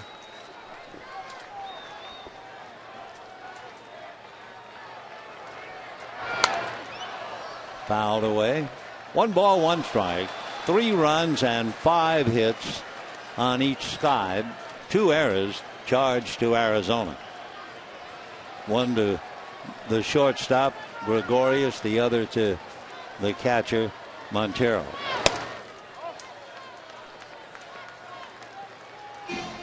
Two and one. So it's Carl Crawford and Hanley Ramirez and Juan Uribe in the corner. Uribe and Ramirez deep in conversation. Off the plate, ball 3. Carlos Marmol begins to throw in the Dodger bullpen, though we would see about a hitter after Mark Ellis. They've already used Jerry Hairston and Skip Schumacher. And a strike, 3-2. So Colmender had to throw a strike and did to nail Uribe and get out of the mess in the 10th. Now goes 3-2 to the leadoff man here in the 11th. And fly ball right center on his horse is Eaton. Wonderful play. Boy, at 5'8", he can really do the job. And that was a marvelous play. He already made a good one, remember, on the ball hit by Gonzalez, played it off the wall, and Adrian was caught trying for a double. Watch this one, backhanded, slides, took his eye off for a moment to see where he was and what he had left. Beautiful play. Every inch, big lead. So Adam Eaton makes a big play, and now Mark Ellis, 1 out. Ball 1. Mark singled to right to drive in a run, flied to right, grounded out, and popped up. Scott Van Slyke now comes out of the Dodger dugout to be on deck. 1-1 the count.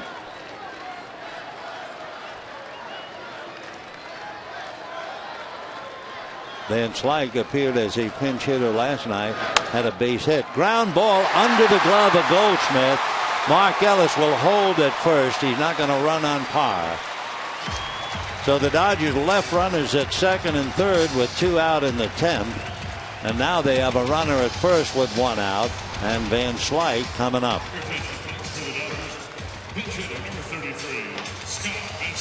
Remember, the Dodgers are 1 for 10 with runners in scoring position. So Van Slyke had a base hit to right field last night.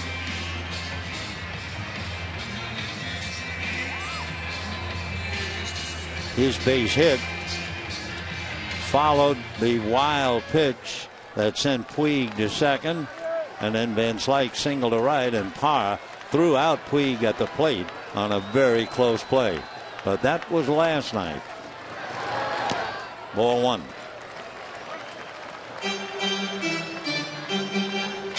Dodger pinch hitters Hairston and Schumacher 0 for 2.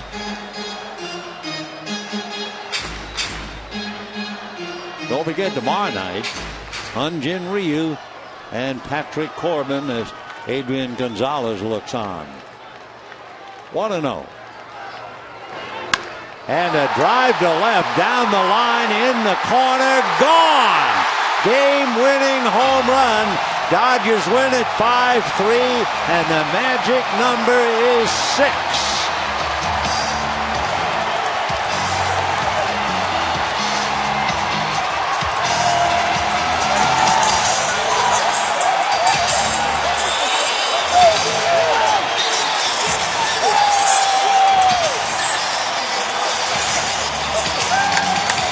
Boy, Scott Van Slyke, a line drive home run, and he's being mobbed by his team. What a precious moment in any ball player's life to walk off the bench as a pinch hitter and hit a walk-off home run. Went down to get a breaking ball, and it went in a hurry, breaking Colmender's heart. And the Dodgers turn it around, wind up winning it 5-3. And a big mob waiting for Van Slyke. Almost a dog pile. There's the survivor. His dad, Andy, would sure be proud of him. And the crowd, a standing ovation for Scott Van Slyke. So on that happy note, 5-3 Dodgers. The number is 6. They're drowning Van Slyke. And we'll wish you all a very pleasant good evening.